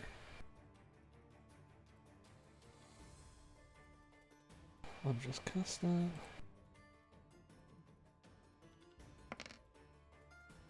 You heal 6, and because of Voice of Authority, you can use your reaction to take an attack. The attack would be at disadvantage though because you're still prone. Alright. I'm just giving you. Yeah. Yep. So close. Well, that's it. Alright, Griswold. All right, running again. Hey. Order clerics. I missed order clerics so much. And since my dagger hasn't been doing much, I will use my... Oh, wait, no, that's not a bonus action. Shit. All right, so never mind. I will go ahead and try to slide my short sword into his neck between, like, where the armor is. 29? Yep. So 32 points of damage. From there, once again, Shadow Song is aiming for one of the glowing eyes. Shadow Song offhand for another 6 points of damage. He's gonna parry that one. All right. And I will... Another attack of opportunities. He can't take it because he just parried. All part of the plan. All right. He's going to attack probably both of you in front of him because I imagine he will probably take Signe down. Let's see. And then I would like to cast a Silvery Barbs at level 2. And I will cast it on Ragnar. So still hits. His disadvantage is 17. She has 16. True, but she also gains voice of authority. Well, no, on Signe, she goes unconscious again. Yeah, so I'm doing it on Ragnar. Yeah. So, Signe, you take. So with Ouchie. yeah, it's not enough to kill you, so that would be way, way, way too much damage. So Signe on those two. So do you have any resistances or anything to slashing necrotic? Only while I'm raging. No, And I'm sorry, Ragna. slashing. For Ragna, do you have any? Ragna 2 necrotic. Okay, so let me do this. Again, this necrotic damage is insane. The second hit was a critical hit, which is a 31 to hit. Yep. Yep. So 13, what's 10?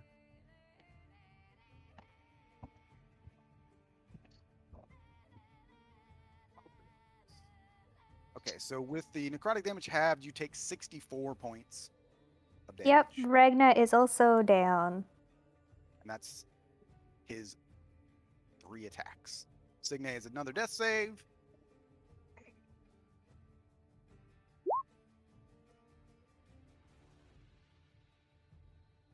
Callum. Unfortunate. This is what needs to be done. He's Get gonna Grace my way up here. The portion has to be done. Screw you guys. I'm out of here. Yeah, I leave with my 120 feet of movement. Let's see. Quarterstaffs again. Next level, I could heal you both. Right now, I have to pick one. Second hit. 2. Second one does hit. Okay. It does.